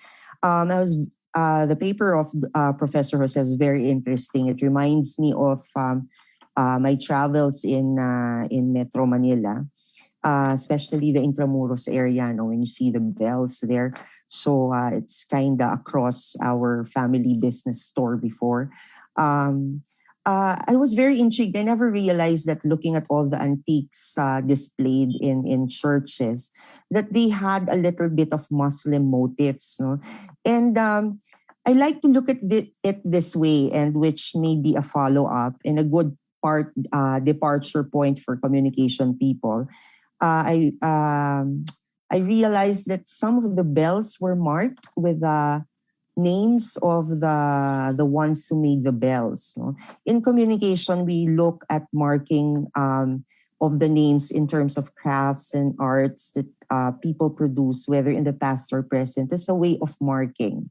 It can be a marking of their identity, which can be a form of resistance during that time when they were making the bells, resistant of the religion that is being imposed on them, and probably a struggle just to make themselves heard at some point. For Dr. Dumol, very interesting paper as well. It shows us that struggle for social positioning in the pueblo are experienced differently. It's not, you cannot generalize it across islands, Luzon, Visayas, Mindanao. And I like the idea when he said not subjugated peoples, but it can be a choice. So there can be a choice, which may infer that social positioning can be a choice too. No? So society or the communion of families and pueblos is also a choice of alternating probably your social positioning. So what are we learning from this? No? From all of these 4 papers, what I got is really the peeling off of the totalizing discourse, which is very important in the field of social sciences. And I like the idea that we should learn how to examine local history and probe into those peeling questions. So there is a challenge of homogenized cultural politics and what we call privileging discourses. And this kind of privileging discourses have affected and is consequential to our identity as a Filipino, quote unquote, okay, as an indigenous person or part of the indigenous groups, as a post-colonial identity, and as an individual who is gendered. Okay? So today we leave you with this challenge. No? Peeling off of totalizing discourses is embedded in a time-space continuum. And this is our socio-political struggle as well, not only as historians, not only as scholars, but as people. Okay? So then again, standing up for that socio-political struggle, peeling on totalizing discourses, is also a choice. So we leave you with that, and we end the panel for the session 10 of the Philippine International Quincentennial Conference. And I will have to plug, before we end, I have to plug tomorrow's, the December 4 lecture. The moderator for tomorrow is Ms. Jariah Gray, again from UP Baguio. The speakers are Dr. Jose Hernandez. The title of his paper is Diskursong Kristiyano Espanyol at ang Pagbubuo ng Nakaraang Pilipino. Then we have Dr. De La Cruz also. The title of her paper is Other Christianities, the Union Espiritista Cristiana de Filipinas in the Early 20th Century.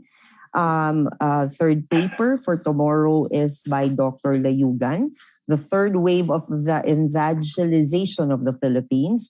And we have the fourth paper for tomorrow is from Dr. Esquejo. I'll read the English version. Empathy, Shame, and Debt of Gratitude, the Campaign of Filipino Baptists Towards Autonomy and Self-Empowerment, 1922 to 1935. Then again, a good morning to all of you. And we apologize we cannot address all the questions and all the interchanges that we had. So thank you very much. Congratulations to the 4 paper presenters. From the University of the Philippines, Baguio, Department of History. I'm not from there, but yeah, I like them and we love them. Ma'am Nella Florendo, and on behalf of our Chancellor Corazon L. Abansi, maraming salamat po and good morning. Thank you. Salamat. Thank Thank you po. you.